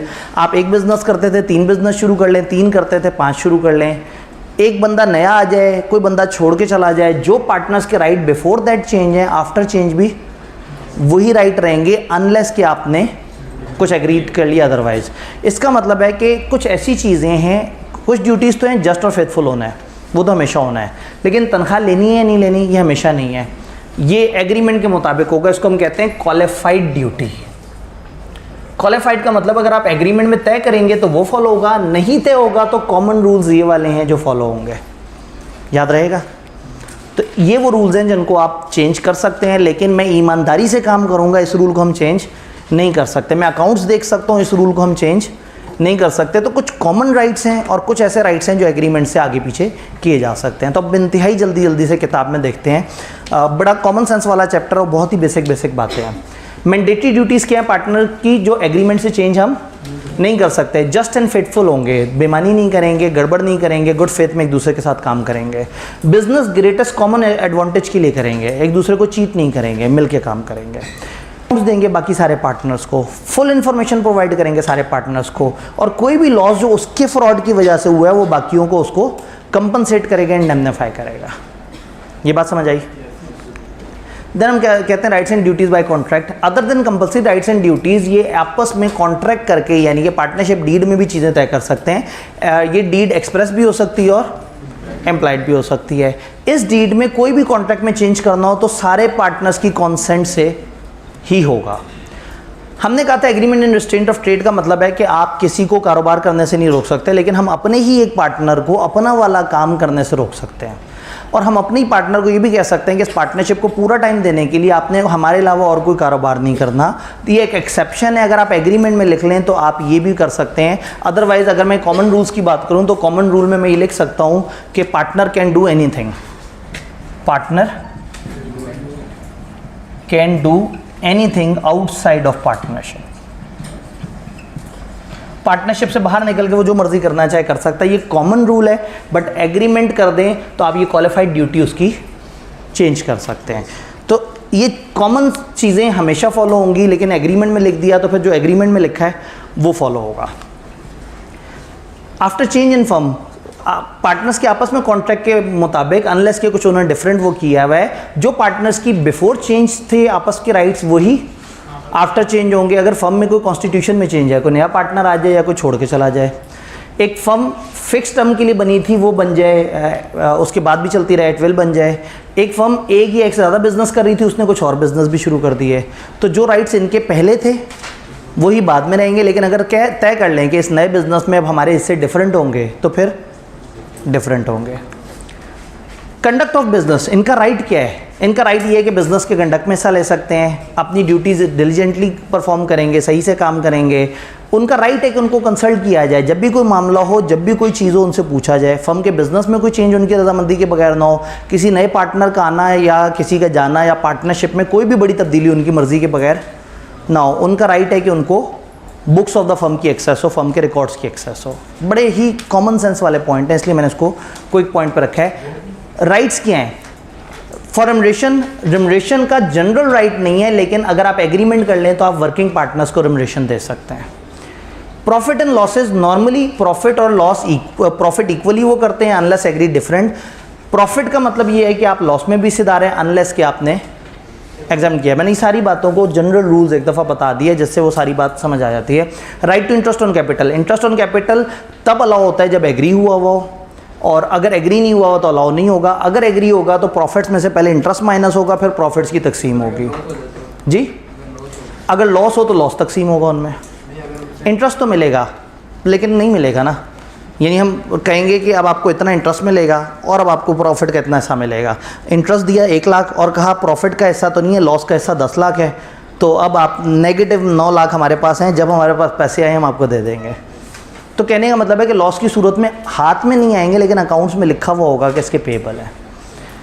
इंटरेस्ट ऑन एडवांस, अगर पार्टनर ने कोई पेमेंट या एडवांस वगैरह दिया अपने पैसों से और कुछ नहीं तय हुआ तो 6% उसको इंटरेस्ट मिलेगा, और अगर तय हुआ है तो जो तय किया हुआ है वो मिलेगा। राइट टू इंडेमनिटी है, हर पार्टनर के पास ये राइट है कि वो इंडेमनिटी फर्म से ले सकता है। अगर फर्म ने कुछ गड़बड़ की और उसका नुकसान हुआ है तो वो फर्म से कंपनसेशन मांग सकता है। यानी फर्म ने गड़बड़ कर दी, बंदे उस शख्स ने आगे से पकड़ लिया कि तुम लोग 5 लाख, इसने दिए 5 लाख, अब इसका क्या राइट है, फर्म से मांगे। और ड्यूटी है कि अगर इसने जानबूझ के कोताही की तो ये बाकी पार्टनर्स को कंपनसेट करे। इसी में चलते चलते हम बात करते हैं पर्सनल प्रॉफिट अगर ड्राइव करेंगे या अगर compete करेंगे। कोई भी पार्टनर ये नहीं करेगा कि वो फर्म के साथ कंपटीशन करे, फर्म के मुकाबले पे नहीं आएगा। अगर वो आए तो गलत होगा। भाई फर्म काम करती है कुर्सियाँ बनाने का, और वो भी अपना एक बिज़नेस शुरू कर दे कुर्सियाँ बनाने का, तो उससे तो नुकसान होगा, वो अपने क्लाइंट उठा के अपने बिज़नेस को दे देगा। तो कोई पार्टनर फर्म के साथ compete नहीं करेगा, अगर करेगा तो जो प्रॉफिट्स होंगे वो फर्म को देगा। कोई पार्टनर फर्म में रहते हुए कोई खुफिया प्रॉफिट नहीं बनाएगा। एक कस्टमर आया, कस्टमर ने आके कहा कि जी मुझे इस तरह की चीज़ चाहिए, इसने कहीं और से मंगवाई, 100 रुपये की चीज़ मंगवाई और फर्म को कहा कि ये 120 रुपये की चीज़ आई है और फर्म ने आगे उसको 150 की दे दी। तो ये 20 रुपया फर्म को कमाना चाहिए था, इसको नहीं कमाना चाहिए था। तो कोई भी पार्टनर अगर दरमियान में कोई खुफिया प्रॉफिट कमाएगा, कोई भी खुफिया प्रॉफिट कमाएगा, तो फिर वो फर्म को बांटना पड़ेगा। तो किसी भी किस्म का पर्सनल प्रॉफिट अगर आप बीच में ड्राइव करते हैं तो आप ऐसा नहीं कर सकते। अब इसमें एक ही टॉपिक रहता है विच इज़ पार्टनरशिप प्रॉपर्टी, और मेरे ख्याल में हमने बाहर वाली क्लास को और अंदर वाली क्लास दोनों को रीज़नेबल तकलीफ़ दे दी है। तो आगे चलें या बस ख़त्म कर ही दें उसे? नहीं, मेरे ख्याल में अब बाहर बच्चे ना परेशान होना शुरू हो गए हैं। ठीक है, सही है। ये चैप्टर हमने प्रॉपर्टी ऑफ पार्टनरशिप तक जो है इसको कवर किया। असल में कुछ और जिम्मेदारियां भी हैं ना, वो वाकई मतलब इतनी देर तो नहीं बच्चों को तंग करना, वो बच्चे भी पढ़ना चाहते हैं जो अगली क्लास के हैं। उनका क्या कसूर कि पिछले से पिछली क्लास के अंदर कुछ मसला हुआ, तो हम किसी का कसूर किसी और के ऊपर तो नहीं डाल सकते। ठीक है जी। टेस्ट ऑफ वो ये क्या कहते हैं प्रॉपर्टी ऑफ पार्टनरशिप हमने नहीं पढ़ा चैप्टर 12 में। बाकी हमने अपना टारगेट पूरा कर लिया, जो पिछला भी बकाया था वो भी कर लिया। अब ये 5-10 मिनट का एक टॉपिक है, हम इसको अगली क्लास में पहले इसको कवर करते हुए इंशाल्लाह ताला आगे चल पड़ेंगे। तो इसका मतलब है टेस्ट में ये वाला टॉपिक हम इंतज़ामिया भी याद रखें कि जो पार्टनरशिप प्रॉपर्टी वाला है ना, उसको हमने टेस्ट में अगर सवाल डाला हुआ है तो हम उसको थोड़ा प्लस माइनस कर लेते हैं। ठीक है जी। तो इंशाल्लाह ताला अब आप लोगों से ये अब 3 दिनों के बाद, अब आपके पास अच्छा टाइम है, 3 दिनों के बाद आपसे मुलाकात हो रही होगी। मंडे को अब हमारा अगला लेक्चर होगा इंशाल्लाह।